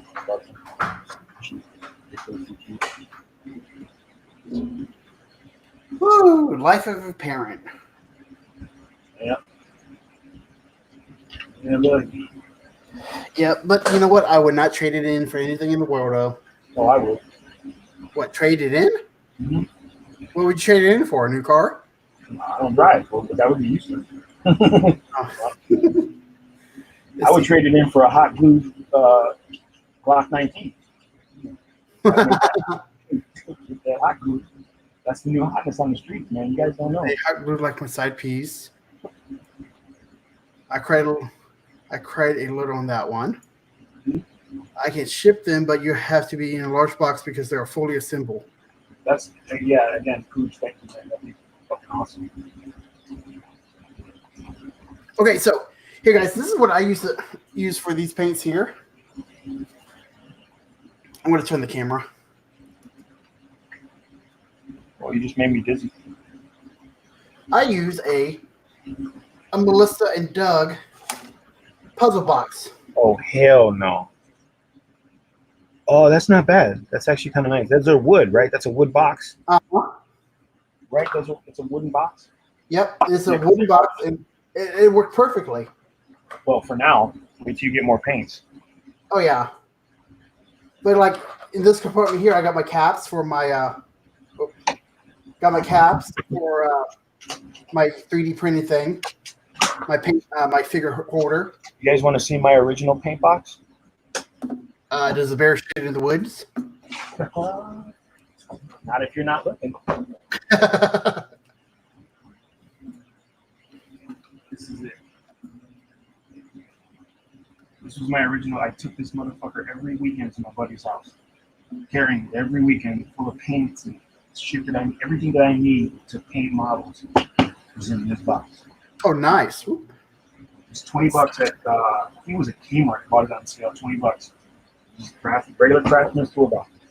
That's what I used to use to carry my shit. I don't carry my paints anymore, but and the whole top tray, the work tray, was full of paints. Still is somewhat because I don't have enough room on the racks. See, I bought the tools for my 3D printer and stuff. Mm-hmm. I bought like a little $3 toolbox for it. And I just keep it. And I went to IKEA, bought like this plastic shelf that was like $10, 4 tiers, set by it. I don't know. I got so many ideas for videos. I still need to do that one I was telling you about. Yeah. That corner over there, at the end of my table, I'm actually looking to get a metal 5-shelf rack to go there so I can put all my RCs and all my tools and stuff over there. And then here I'm going to have right there on that wall, I'm going to have a pegboard for hand tools, or I might just get drawers. I don't know. I'm still debating on what I want to do. But there's definitely, I still have to finish the lab. Lab's not finished, not even close. So still working on it.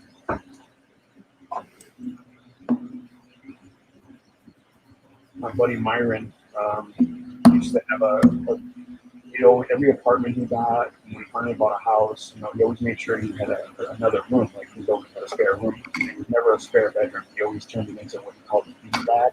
Mm-hmm. And that's where he would have like his computer station, all his video games, all his music equipment. That's where he would put everything. You know what I'm saying? It was just an official thing. Like, where's my feed lab? Going to go there. You know what I'm saying? Like, it was what a man cave is before we started calling it man cave. You know what I'm saying? It was fun. I was like, bruh, this is your playroom. He's like, yeah. Yeah, that's one thing I like about having my garage. It's mine. It's my main cave away. Yeah.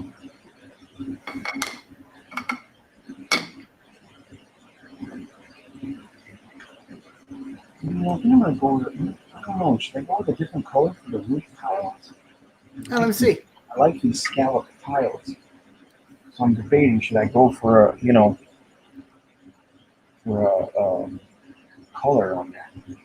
Maybe a little brown, maybe? I'm thinking like maybe that's metal, so it's all oxidized. You know what I'm saying? Like a copper, like a green copper? Yeah. That would look nice. Yeah. So I'm thinking like next week, about 3 or 4 of us should get together and have a discussion. I don't know yet. Strippers and cocaine? No, probably like some classes on D&D or something. Okay. Yeah, I mean, if we can come up with a subject early enough, I can do some research. Because I'm not versed as well as I used to be. I mean, I'm 3.5 versed. I'll get that. You know what I'm saying? But not 5 yet. So okay, so like I'm open up to anything. Like if you want to compare it to like 3.5 to 5, you know what? We could compare the classes from 3.5 to 5. You could. I think you could do that. I mean, why don't we pick a class? Why don't we pick a couple classes? You're 3.5. Yeah. Why don't we pick a couple classes, and then that way we can all sit down and do some. I mean, whatever. We'll talk about it on the Discord, but we can basically discuss the parameters and discussion so that nobody's like. I don't want anybody to feel like they don't know what the fuck's going on or left out. Yeah. Holy shit! I thought we were talking about hot dogs in the hallway. Anyone seen the Witcher series on Netflix yet? I saw it on there, but I haven't seen it yet. What show? The Witcher. Oh, The Witcher? No, I haven't seen Henry Cavill. Yeah. Yeah, that boy's a beast. It just sucks that he's no longer Superman. I thought he made a good Superman. He's talking about going back. That would be awesome. Yeah, there's talks about him going back. But I just, I feel bad because I really want those movies to work because they are my favorite superheroes, But it's just like, I don't know what they're doing. Dude, when they said Ben Affleck was Batman, I'm like, I had my doubts. I do too, but I gotta tell you, I'm gonna be honest. Oh my god, he's like one of my favorites. He is my hands down, and I know I'm gonna get hate for this, Kate. He is my hands down favorite Batman. Live action or total? Live action. No one beats Kevin Conroy. Come on. Really. Thank you. And Mark Hamill. No one beats Kevin Conroy and Mark Hamill combo. You can't. That's a sandwich you're not gonna finish. You know what I'm saying? Yeah, my cousin was asking me one day. He goes, "So, who's your favorite Batman?" I'm like, "Kevin Conroy." He goes, "I mean, live action." And now I can say Kevin Conroy because of the crossover event. Well, I guess he was typically Bruce Wayne, but yeah, it's funny. Yeah. Like I said, I like Ben Affleck's portrayal of Batman. He played that part good. Yeah, a lot of people were like, "Nah, fucking Ben Affleck is going to do it silly." That's how I was. I'm like, no, Ben Affleck. He if he played it like he did Daredevil. I was like, "Did you see The Town? Have you seen that movie yet?"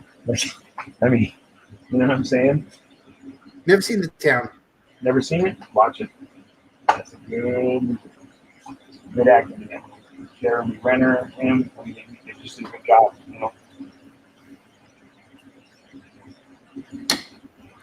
Alright, that's it for the dry brushing. I'm not even working on dry brushing. The more I do, it's gonna look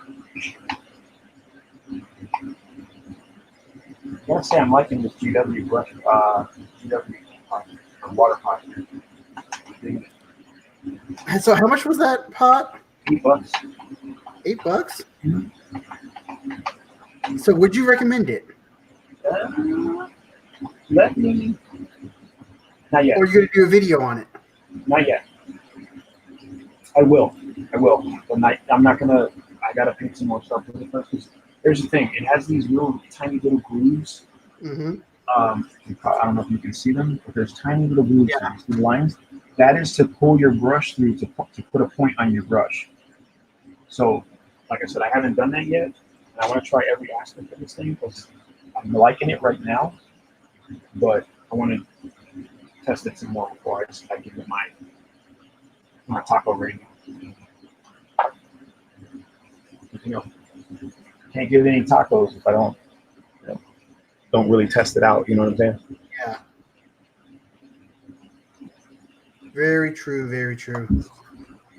Like everybody likes tacos. Taco Tuesday at my local border. I go.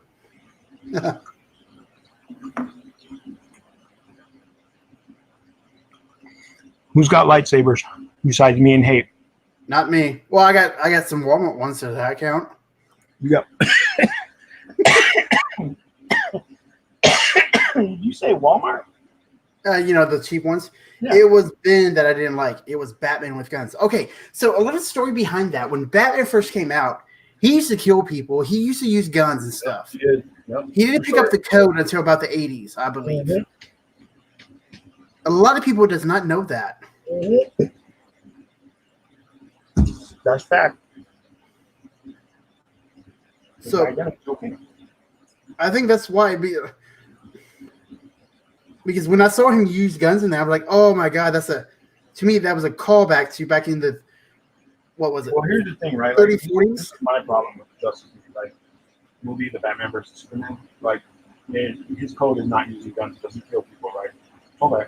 Let's just say those guns were full of dummy bullets, like slug rounds, those rubber bullets, because they can do damage. Those things they hurt. I've been shot by them, and they can do damage to a car. Not as much damage as they did in the movie, but they could. Let's just say, for sake of argument, his intention was to disable the cars, right? Those cars flipped over and exploded. So any opportunity he had to save anybody is gone. Those people were dead. In my book, I don't care what you say or how you explain it, those motherfuckers died in those cars, in those burning wrecks. So, I don't know. I mean, cinematic universe has this thing where it's like we can rewrite it and it's okay. You know? Yeah. So I mean, you can accept one, you have to accept the other, right? Like it's just the way it is. And I think we were just talking about earlier about like The Walking Dead and how Daryl and Merle weren't supposed to be they weren't even in the comic book, but they wrote them in there to give some color and flavor to the show. There you go. You know what I'm saying? How Batman uses guns. Cool. So. I mean, that's me. I like how these turned out. They turned out pretty nice. Wow. The more you do it, the better it gets, brother. Now I wish I had something else to paint. Oh, you don't have anything else? No, I printed all my dungeon tiles that I had printed up. Those 4 1x1s. That one.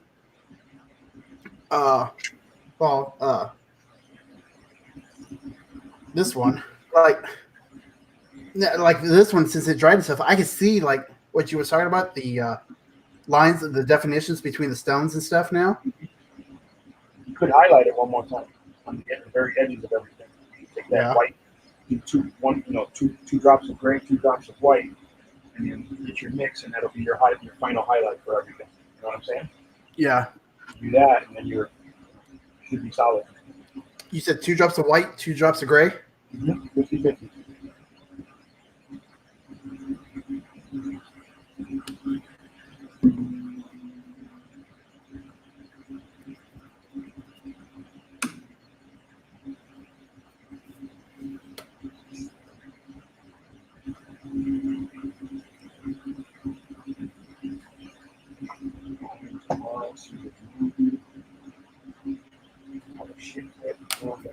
going down. Now here we go. Mix it all up. Make sure you mix it real good. Kind of like this. Yeah, mix it a little more because you can still see some of the dark gray. There you go. Put a little bit of water, just a little teeny bit of water. If you don't have medium, use a little water and it'll flow it a little better. Okay. It'll give you more time with that paint. Oh wait, I need clean water, don't I? No, you can just use what you got. It don't matter. Okay. Unless it's like red. Reds and browns I usually don't mix with anything else. That's So I put about a couple drops of water in it. That's fine. So now.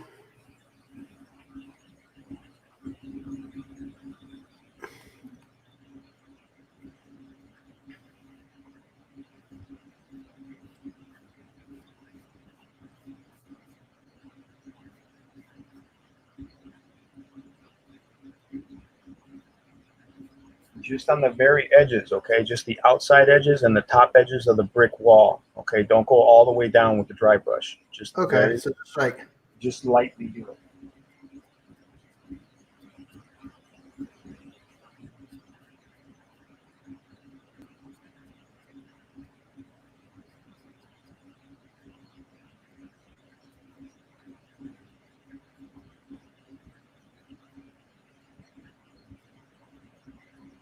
so about like that. A little bit better. Let's see. You want to turn the camera more? Yeah. Let me see. Yeah, you could go a little bit lower with it. Just brush down lightly. You see the edges of the bricks get picked up. Kind of like that, right there, right, like. Yep. But brush down, don't brush up. Just go in one direction because you want the light to come from above. Okay. Yeah, if you go up, if you go back and forth, like if you go up and down, like if you go up from the bottom, it's gonna look, you're just gonna fill in color. So you want to go, yeah, just like that. And that'll give you that final highlight of the light coming down on the piece.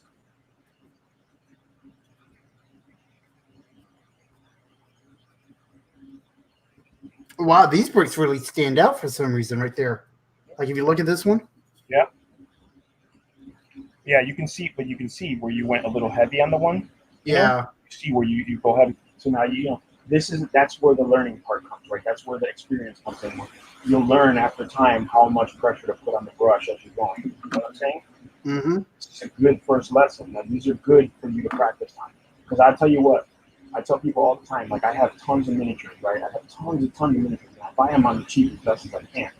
I tell people, don't paint your Warhammer figures first. You spent $30 on a box set for 5 Warhammer guys. Don't paint those guys first. Paint these cheap-ass skeletons that I have, learn the techniques, and then go paint your big models. But people don't listen. They just want to crack it open. You know what I mean? Yeah. It's always good to paint. You got that ability to print models like left and right.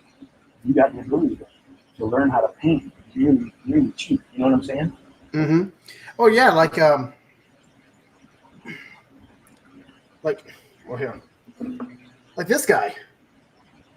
Wow, he actually turned out pretty damn good. The wash really helps, man. When you wash them correctly, it really helps bring out the colors, brings the contrast in correctly. It makes a big difference.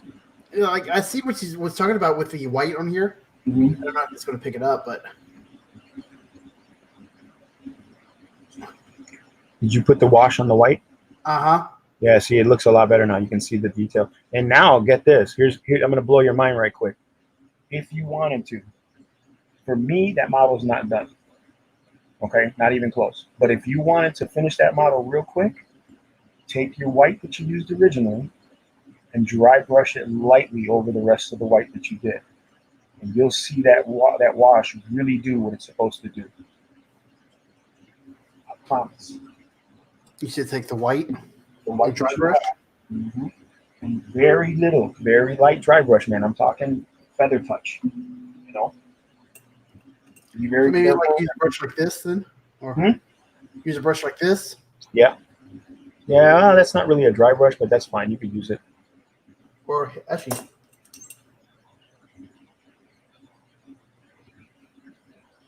Actually, let me dry over with my dry brush.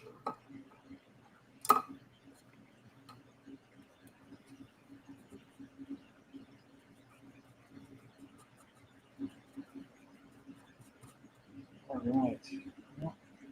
Washed the mausoleum. Here's the mausoleum with a fresh wash on it. I didn't do the roof. I just did the walls and the brick because I think I'm gonna paint the roof the copper color. Mm-hmm.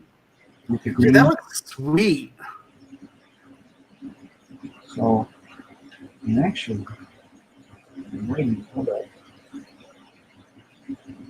Yeah, there we go. Yeah. Take my own advice. Look at that. Use the paper towel to pull a little bit off. Look at the front now. The gradation is a lot nicer now, like smoother. Oh wow! So yeah, I'll see what You see what I'm saying? Yeah. Very lightly, just over the white, just a little bit, and you'll see a huge difference in that. You'll see now what that ink is meant to do. That wash. You know what I'm saying? Yeah, it kind of makes it like dirty. Right, but it also pops that color. You know what I'm saying? It makes it Makes it brighter. Makes it look like it's got layers and stuff, even though you only did white, ink, white. You know what I'm saying? Mm-hmm. There we go. Oh, yep. I'm getting Krampus ready for.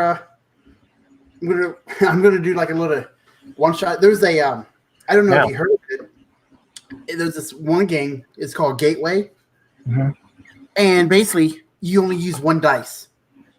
Right. You use the D20. Okay. And like you roll your stats, you roll the 20. Ooh, oh, who's this? Cujo, welcome to the stream. Hey guys, what's up, my dude? Okay, now he's gonna show us up with some. I just wanted to show you guys this mat I got in today from. Oh, that's an ocean mat, right? Russia. That's an ocean, isn't it? Yeah. Oh my god, dude, that's cool looking. Whoa. How much was that, Cujo? It's pretty slick. Hey, oh, that's nice. Nice. Wait, is that the official D&D boat? Yes, it is. Oh my gosh! This motherfucker. See now, what happens is when you get the boat, you get the lower deck. Right. Then you get your lower deck. So you got your shaded area that's the hull narrower. That's fucking cool, man. How much was that? When you're on a ship, you gotta be able to. Have proper creatures. Look at that Kraken. Nice. Wait, did you paint that yourself? No, I didn't. I got this before they came out unpainted. This guy. So I'm on a boat. Wow. It's going slick. Fast, Dan. That's nice. I don't want to paint anymore, Cujo. Damn it! I know, right? You might not get attacked by something from the sea. You might get attacked by Tiamat that shows up. Oh my god! Tiamat. My friends, but because I know he loves them. I know he loves them some Tiamat. Oh yes, I do. Bahamut, sorry. We got a little turtle coming at you. Nice. I just bought those. I just bought those figures. So this is that miniature I made myself out of green stuff. It's wow! That is awesome. You did that completely from green stuff? Yeah. That's fucking dope, dude. We should all be on the Cujo show. Shit. No joke. When are you gonna start streaming, Cujo? You're giving paint lessons like I know what I'm doing. Cujo's over there making shit. Like, look. I actually used the Warhammer skeleton. I cut his head off because he was too tall. Yeah. And then I just started making green stuff and molding it around the skeleton. So he actually has a skeleton inside. That's cool, man. Yeah. That is fucking cool. But, there's more, okay? I figured if you're on a ship and you can come across sea creatures and you can go underwater and fight sea creatures and you got dragons coming at you. There's one more element that what else can happen at the sea? Earthquake? Wait. Let me guess. Wait. Damn, I can't guess. I mean, you have to have ship-to-ship battle. Oh, Oh, okay. So, Cruiser, do you watch Critical Role? Yeah. Okay, so you remember? I can't remember what episode, but when they was trying to do the ship battle, and who was it? damn it, Cujo. Caduceus took control water and just flipped out of the ship and ended it in like it was nothing. Oh yeah. I need a ship now. That was so funny. I bought a book.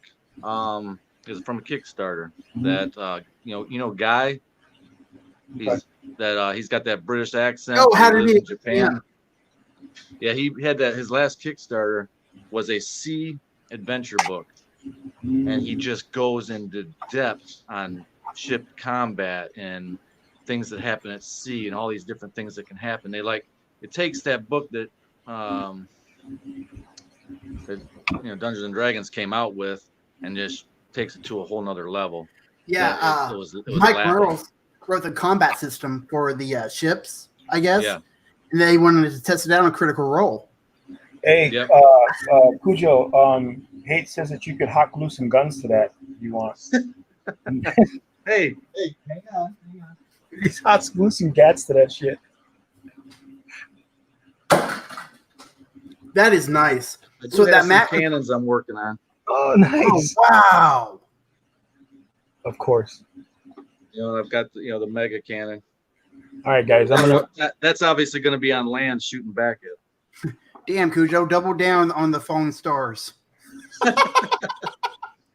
No, but anyway, getting back to that Kickstarter, I printed off the PDF. The hard copy's not coming out yet, but he went into so much detail that he made a special ship for each race that's in the world there, and like there might be some aqua type people that think of like your comic books as far as like, hey, they're some people riding sea creatures and stuff, and turtles and sea turtles and whatnot.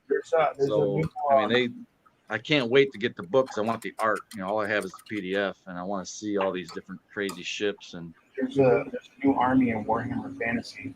It's brand new. It's called I know. Mutant. They're elves, underwater elves that ride like eels and sharks and a giant turtle. It's the same thing. Very cool concept. Oh yeah, I'm all over those minis. I've got my eye on them. I'm trying to figure out which ones I can possibly use for like sea elves type thing. Or I love that turtle that they got. Yes. Yeah.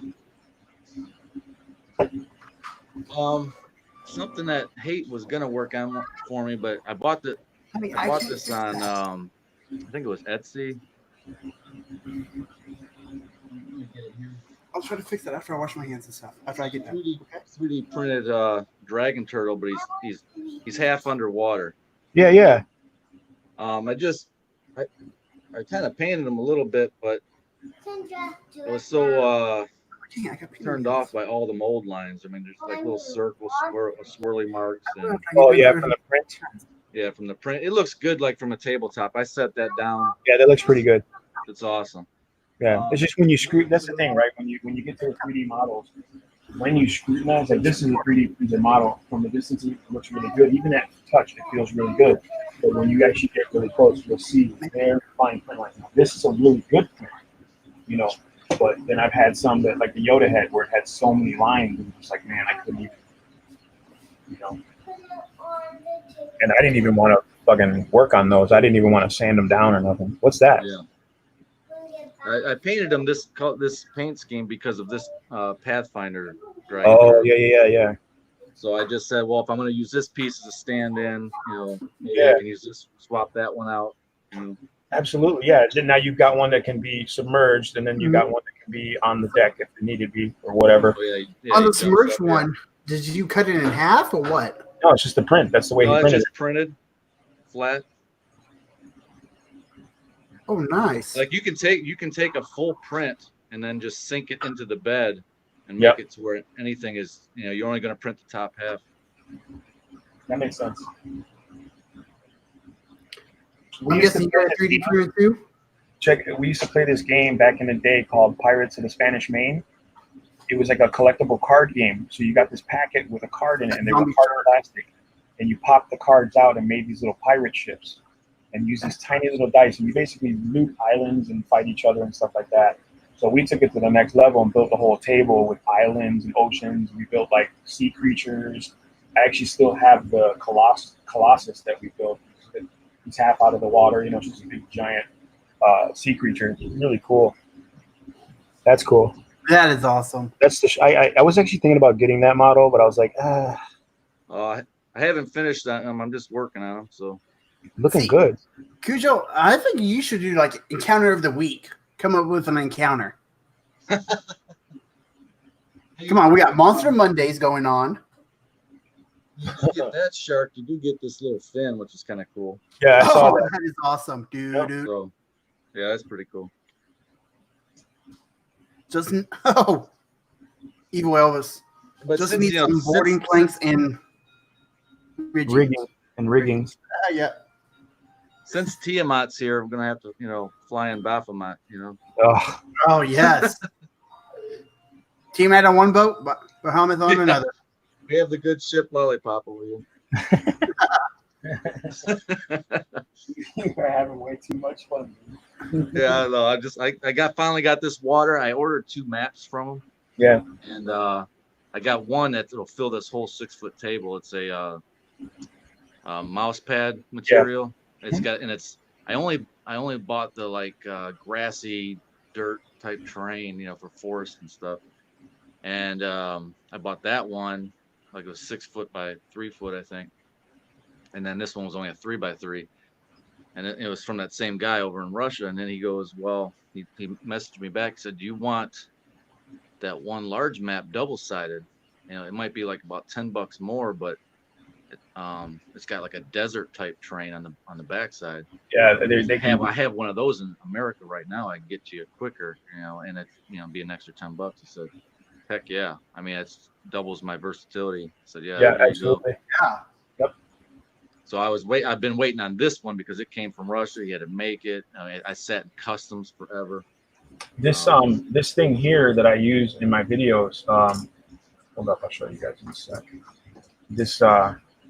This mat here that I use. This is a space mat, but it's the same thing. It's a gaming mat for space games, and it's a mouse pad too. It's got that mouse pad. Yeah, I think I've seen that. I noticed it in your videos too. I wanted to recognize that. Yep, I wanted to have something just to kind of one that I could put my, if I put models on, if I put a gray model on it, you'll see it. You know what I'm saying? And the space thing was the best way to go. You know what I'm saying? For that, because I used to use my green cutting mat. I used to use this green cutting mat right here. But I got this is a huge mat. This is 2 feet by 3 feet, which is great. But it just the color on the camera was just too stark between the miniatures and the models and stuff. So I went with the black gaming mat. It's like a 4x4. But I sent emails to a lot of different gaming mat companies, just to send me product or see if I could get something for cheap or do a review on or whatever. But a lot of them no, your channel's really small and blah blah blah. And I'm like, all right, cool. Just remember that whenever you're hitting me up. Yeah. That's what I said. For me, it's you know what? When I get to that point where I have enough followers that I don't need you, then I'm not going to need you. Clearly, that's. Yep. Here's the mat. The other day, how I was telling you about the mat. Or if I can get my camera working now.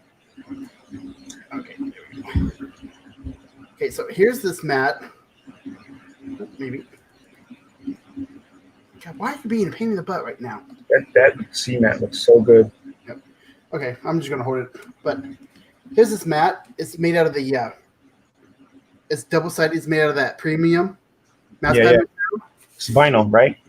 And here's the plastic right here. If I can, I did a video on it. That's vinyl, bro. Over it. You put a map underneath it, and you can draw on this plastic. Oh, okay. I see what you're saying. Yeah. It's the Abishai battle mat. It's a nice battle mat. It comes in this real nice case and stuff. Mm-hmm. Sticker fell off, and it came with but it's it's expensive. It's like a $60 battle mat. That's not expensive, nigga. That's cheap. To me, that's expensive. Oh, that's cheap for a battle mat, bro. Trust me. But I got one battle mat. My My regular Chess X vinyl mat was $60, and that's Really? 8 feet by 2 feet. It's 3 feet by 2 feet, and that shit was fucking over $60. But that was back in the day. You know what I'm saying? Like, see, here's, and it's double sided. His squares on one side, hex on another. Yeah. And to keep the that plastic on, you use these money clips. Oh, okay. But it's nice. Ooh, is that a copper dragon? Bronze. Bronze? Bronze. Did you paint it or was that pre-painted? I'm painting it. Nice. Nice. I have the one from Reaper, the old one, the metal one, where he's like walking and he's actually like got his hand up. I painted him just like that. Yep. Used him in my campaign. I could show you guys my cabinet of shame. Cabinet of Shame? Let's see. Show and tell, my dude. Set the camera up here.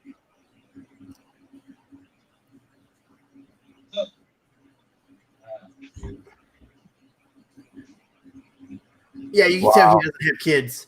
Wow.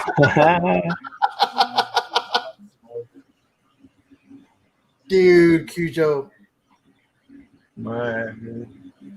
I can't hear him. Cujo, I can't hear you. Yeah, he's far away from the camera. Yeah. No, you're okay though. I mean, yeah. We see it, but wow. Yeah, you can't see much. God damn. I bought that because I'm trying to hobby out of a kitchen, so I don't have a garage that I can just I don't care where all my stuff is at. So like right over on the side of the wall. Garage. Yeah, you got a small spot, man. So I try to do everything here, and then I try to be able to be quick and like somebody's coming over, I can clean up everything real quick. Yep. Put it all away. I totally get it, my dude. Before I set up we were in a small space, us here, and my son was on this side. His bed and everything in his dresser was all on this side. And once he turned 10, we decided to give him his own room upstairs, so that's where he's at now. So I turned this into a workspace, But yeah, I get it. Like I used to have to, every time I did a video, every time I painted some miniatures, I have to put the table away. I have to put the models away. I couldn't leave anything out because I have a cat that likes to chew on fucking everything, So I had to put everything away, and it was just so much work. I just got to the point where I was like, I'm not painting anymore. I'm just not doing anything right now. You get discouraged to do that stuff. Yeah. So, but now I can do this stuff here, and it's good. And I'm excited about it. Because now I can saddle up to the workbench and just trudge along with whatever I was working on. Hey Zero, do you have one of these? What at? I have. Hold up. I had it. I have the Games Workshop one. How is that? Well, I just got it. Because I was using. Yeah, of course you would have one, Cujo. It holds the 25 mil bases really good. See, It holds it really good. I was using one of these for a long time. I think it holds 32. Hey, to be honest with you, I just got one of those. I Me too. had one. Me too. I just got it a couple days ago. Okay. It holds 32 mil bases, and it holds it really good. Mm-hmm. See, I'm not losing it. And then I think it holds 40 mil too. I'm gonna check right now. I think it does. Because I swear I saw somebody do a review on it. It holds 40 mil. Hey guys, I got really something cool to show you here. All right. This is. Have Have you tried this yet? What It is glistening blood. No. Is that an army painter? Yeah, it's Army Painter. Yeah, I have it. Yeah, I got that. I painted this like hours ago, and I don't know if you can. Pick Yeah, it I up can on see the it. camera, Mm-hmm. but the blood still looks wet. So I'm looking at paints. What paint set would you guys recommend for a beginner? Army Painter. Mega set. I mean, I was gonna say Army Painter because I'm a little bit biased. I bought the Mega set, and I had that forever. And before I even ran out of paint, I went and bought the limited So complete. check this set, out, so Pooch. Check this out. I have that paint you have from Army Painter, and I also have this. It's called Blood for the Blood God. It's the same stuff. It's like a gel. Yeah, it comes out really just like your Tyrannosaurus. It's really good stuff. Games Workshop makes these technical paints, like so they have a rust, they have a corrosive metal. Yeah. You know, they've got a bunch of cool. And I'm They like, have like a mud. yeah. Yep. Look, they've got. Hold up, I'll show you in a sec. This is called what is this called? Sterling mud. So what you do is you scoop it out, you push it on, you put it on the base, and when it dries, it looks like caked mud. Oh, Now get this. This is even cooler. This is called Agrilin Earth. Okay. When you scoop this out and put it on the base, you just put it out there. This is the color that it comes, like a tan, like a desert tan. When it dries, it cracks. So it looks like parched earth. Really? Yeah, it's really cool stuff, man. Really how much cool is that stuff. a pot? This pot was about $8. I think no, like $7 and some change. You can probably find them cheaper too if you look around. But for like, if you don't want to paint bases or anything like that, you just want to get your bases done. This is it right here, man. These tech paints are fucking phenomenal. Now, how big of so like for me, you guys recommend Army Painter. How big of a set should I get? This one right here, my dude. The Mega? This one right here. How much is that? The Army Painter Mega Paint Set. 50 war paints. It comes with a brush and paints. And the nice thing about Army Painter, the only thing I would say over Games Workshop paint is that all their paints match their primers. So if there's a primer, So your primer's in there too, huh? no, this one doesn't have primer. But if there's a primer, there's a paint for it, and it's 100% matched. And I've tested this theory, which is that's a good thing. And You know what I'm saying? I'll tell you what, if you're even thinking about getting that set, and it's going to be a nice size, like real nice gift for you, because you're going to be doing a lot of mini painting. It's great paint. Take a look at that larger set too, just to see what you get. And it's, I don't know. Hold up, I'll find it right now. Yeah, I was going to check on Amazon real fast. What, baby? Yeah, now there's an ultimate set. Why are you talking? Now, how many more fun are you going to talk? I don't know, honey. About 2 more. I will see. Okay. I guess I'm losing connection. So the ultimate that set, the Mega Paint set, is $91 on Prime. Okay, for $91.50. There is a bigger set actually, one that comes with all the paints basically. It's the complete paint set. Now that's $300, but you're gonna get every single paint in their line and their washes and their technical paints. You're gonna get all of it. 124 model paints, 5 bonus miniature paint brushes, and stuff for $300. How much they? $300. Because I think I've got it cheaper than that. Yeah, well, You can probably find it cheaper, but this one, I think the one that comes with just the paints is cheaper. But like, this one comes with the brushes, it comes with all the washes and all the metallics. You know what I'm saying? Like that, and the mediums and stuff like that. I didn't get that set because I didn't need all those colors. So I just got the Mega set because I was like, you know what? I had to throw out like 50 paints at one point because they were all dried out. And I was just down on paints. And my wife basically, I was talking to her about it. And next thing I know, she ordered it for me. You know what I'm saying? It was really cool, but at the same time, like I said, definitely for a beginner, I would definitely go with that because it gives you all the colors in the base color palette that you could probably use. And then it has the other colors, the military colors and then the metallics. And metallics are really important too, especially for fantasy models, because there's almost no models that come without armor of some kind. You know what I'm saying? Yeah. Well, I was also looking at the Army Painter Warpaint Quick Shade Wash Set. Oh, well, that's just washers, ain't it? That's wash, yeah. And see, Army Painter came up with this whole formula for their washes. They used to actually have these big pots, quarts of wash. So what you would do is dip, basically. You paint your miniature, do all your basic colors, dip the miniature in the wash, and it would completely do its thing. And then all you had to do was highlight it if you wanted to, or you could just leave it like that. in the book, when you buy the box set, when you buy that paint set, it's going to come with a full booklet. There's a booklet in here. Hold up, I'll show you now. Okay. There's a booklet that comes with it, Mm-hmm. and it shows you how to, basically gives you their methodology for painting. So if you have a question, like if we're not available or whatever, it shows you like, this is what this color looks like on this model. And they show you like, this is the green spray, this is the green with a deep wash, soft wash, things like that. It's kind of useful. I like this. This is actually a really good tool to have. Most So I'm gonna have to save up for it then. Yeah, most gaming stores will have this book available. Mm-hmm. Like it's just sitting in a slot somewhere, where you can see here like what it looks like when you paint the model, and then you start putting in your washes, and then your highlight, and it goes through the process with you. So it's not a bad little book to have, You know what, dude? I'm gonna send you. You know what, Crit? On Discord, send me your address. Give me your address on Discord. I'm gonna mail you a magazine from Games Workshop. It's Warhammer magazine. Okay. It's more of that, but it's called Getting Started with Warhammer. And in this book, it tells you everything about the world, right? If you wanted to learn about Warhammer, it tells you everything. But it also has a lot of cool, like this is how you start. Evil Elvis.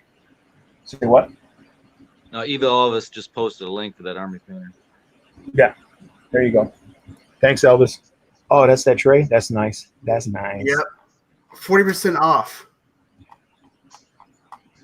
That's on 1, 2, 3, 4, 5, 6, 7, 8, 9. You can check Miniatures Market. Miniatures Market always has sales on stuff too. Yeah, see, they're based out of St. Louis, Missouri. Yeah. So I honestly thought about driving up there because it's only like a couple hour drive, maybe 3 hours, maybe. Damn, that's a long drive. Yeah. Let them drive it to you, my dude. Well, I just want to go and see the store. Oh yeah, for sure. Me and my cousin were talking, but yeah, I would do that, and I'm going to try to send off that. Just like I said, I'm going to get that print. I'm going to try to find that print. What, honey?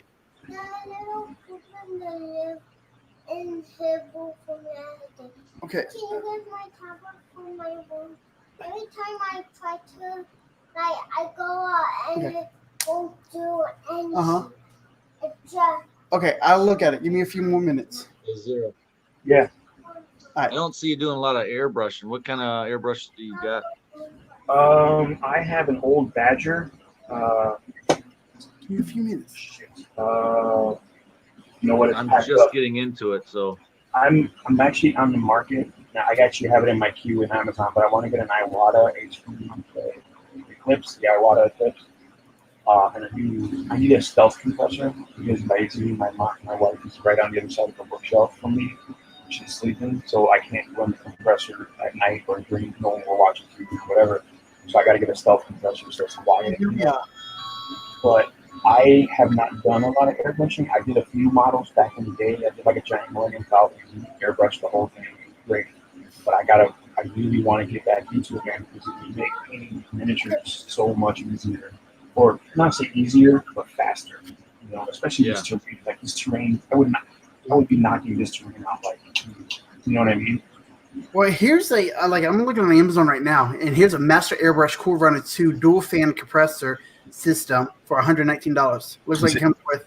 But is it silent though?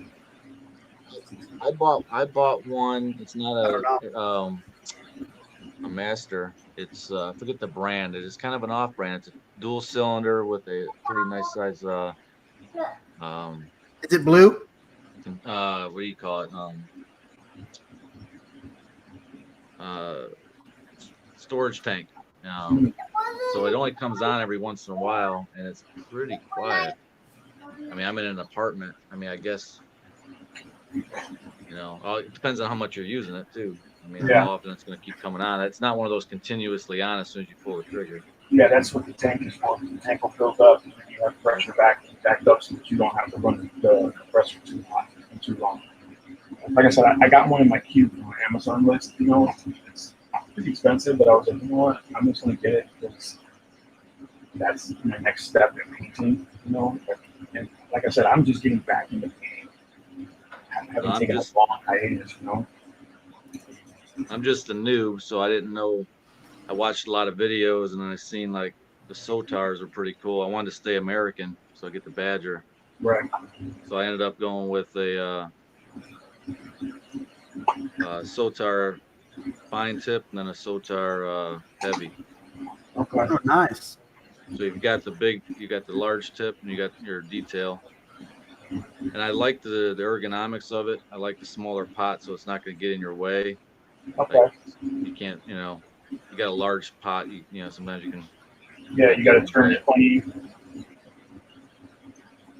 That is nice. I liked it. I mean, I got a great deal on them because I got them at what's it called? Blink. I don't know what the heck art places online, but it was like they were like $75. Oh wow! So I think $75 or $80 because you get like 40% off and free shipping. So I mean, I went ahead and just bought 2 of them. That's all I bought from them because it's a great deal. Yeah, Michael's used to have pretty good Badgers and Iwatas and stuff, and they would sell them. But then the problem was they give you like a 50% off one item coupon every once in a while. If you remember, and people were going and buying $300 airbrushes for $150. You know what I'm saying? Like, and shit's robbing them. Oh yeah. I went to Hobby Lobby. I think Hate even said, "Hey, go there and get your gun or your air compressor or whatever, and you can use that 40% off coupon on one item, Yep. and you can keep going in and out of the store and using it again." But they've changed their policies. They have it to where if it's got a certain sticker on it, you cannot use that coupon. Right. And it don't matter if it's online or in the store. Yeah. You may have gotten lucky before they changed that, but people were getting robbed. oh yeah. But I do know, hey, this is a good tip. We were talking about paint. They do have Vallejo paint, and it's awesome at Hobby Lobby. And you can use that 40% off coupon. So this is good for you to just go in. I've heard of this where people go in, they buy 1 bottle of paint, they use the 40% coupon, and they go in there tomorrow after work, get another color. Yep. And now you just got almost half off, which is pretty good because that's the most expensive paint. Well, yeah, Vallejo. Yeah, I was gonna say I heard what I've heard and seen. Vallejo seems like one of the best paints. It's not the best, but it's pretty good. I mean, I use it. I've been using Vallejo for years in my miniatures. It makes some really good vibrant colors, but the metallics aren't that good. You know what I mean? Like each paint line has its strengths and weaknesses. You know what I'm saying? Depending on your application. If you're airbrushing, you want to use certain types of paints. You know what I'm saying? Because the cheap stuff is cheap. When you're painting miniatures, you can go with cheap paints. You know what I mean? But there's paints that do things way better. You know what I'm saying? Like I spend the money on my Games Workshop paints and my army paints because of the consistency, way they flow. You know what I'm saying? Things like that. I could use acrylics from like Michael's stuff because I have them, and I have. But just the results I get from the acrylics is nowhere near the results I get from the other paints. It's definitely a go-to. Airbrush. I'm not a professional, so I don't have. I know that there's other paints out there that are really good for airbrush, but it's fucking expensive. Cujo, are you going to be available next week? Next Friday? I think I'm working night shift. I'm getting my kids tomorrow. I'm finally getting them. They've been gone for months. They live in Kentucky right now. Oh wow. Mother, so I'm getting them tomorrow all the way through next week. But I think I'm working Tuesday, Wednesday, Thursday, Friday. I'm hoping they give me Christmas off, but probably have to work it. But, where are you at, Cujo? I'm in Alabama, southern tip. Oh yeah, it's not that bad. I got my nephew in my nephew's in Clarksville, so I go down there every once in a while to see him. In Tennessee. So we got Alabama, we got Missouri, and we got Illinois. Chicago. I'm not part of Illinois. I'm part of Chicago. I don't know what the fuck Illinois is doing. They're that one guy at the party that's just dancing to his own music. If Chicago was a state. Yeah. They treat it like that sometimes. You know what I mean? They treat like whatever Chicago does, that's what everybody else should do. It's like, not really. For about 2 years, I've been in this apartment now for a couple of years, but before that, I lived in Gulf Shores, which is, I think I was about 4 miles from the beach, the Gulf of Mexico. Oh wow. And I was, it was hard because I was driving an hour and a half one way to work, and it was rough, but it was worth it because when I work 4 days and I'm off for 4 days. Yeah. So I was on vacation every week, Yeah, it's pretty nice. So it was rough to get through the work schedule, but I mean, I did it. A lot of people at work were like, "You're crazy. How do you drive all the way there?" I'm like, "You vacation for a week. You take vacation to come down to the beach. I go there every day. I'm there on my every off day. I'm going to all the local restaurants with bands and musicians, and just the atmosphere, the music, the palm trees, the sea in the air, the salt in the air. I'm there all day, every day." That's what's up. I can't even be in the sun. I'm Puerto Rican and I can't be in the sun. It's fucking sad. It kills me. Like when we went on our honeymoon in Puerto Rico with my daughter, with my mother, believe it or not, because she knows the island, so she leads me there tour guide. It was a great time. It was just the sun. It was so killer. It was a beautiful island. This is before all the overtaxing and all the stuff the government did. So it was definitely. I could definitely see the draw to the ocean, the sun, being out there. Well, guys, I think I'm going to call it a night. That's good. 3 hours. Yeah, buddy. This is a mega live stream. Yeah. Yeah. I realized that when I was getting on, I'm like, they're probably going to cut the screen here pretty soon. Double feature. Yeah, but yeah, next week, I'll try to get some of us together, and maybe we should have like a 3.5 versus 5e discussion. Yeah, I was listening to that. That sounds interesting. Because I know 5e. He knows 3.5. Hate does too. I played 3.5 as well, but man, I've been playing 5e for so long, I've almost forgotten the differences. It's kind of weird. I mean, I guess I didn't play it long enough to really get ingrained and sunken in that I like 5th edition, and I've just gotten so used to it. And then you watch Critical Role and other things like that, so you just get so ingrained in what's going on. Yeah. Well, it's like I have the 3rd edition Player's Handbook and Dungeon Master Guide, right? And I'm reading them, and I'm like, what the hell are they talking about? Adding up your skill points and your hit bonuses and how many attacks you get per round, per level. Yeah. It was a pain in the ass. It was a lot of math every time somebody leveled. And I'm looking at the spells. I'm like, where's the cantrips at? Oh. Nope. Cantrips did not exist. Yep. Not till 4th. 5th edition. No, 4th edition came out with cantrips. Oh, was it 4th? Yeah, 5th just refined it. Wow. Yep. All right, real quick, let me show you guys this real quick before you go. Bad boy. I just dry brushed very lightly the highlights around the windows, gargoyles there, you know what I'm saying, the front arch here, the piece of detail there. You know, I'm actually still going on this side here, but you can see the difference actually right here between this door where there's very little highlighting and then this door where there's all highlighting. So I'm almost done with this. Well, thank you, and yes, sir. Anytime, brother.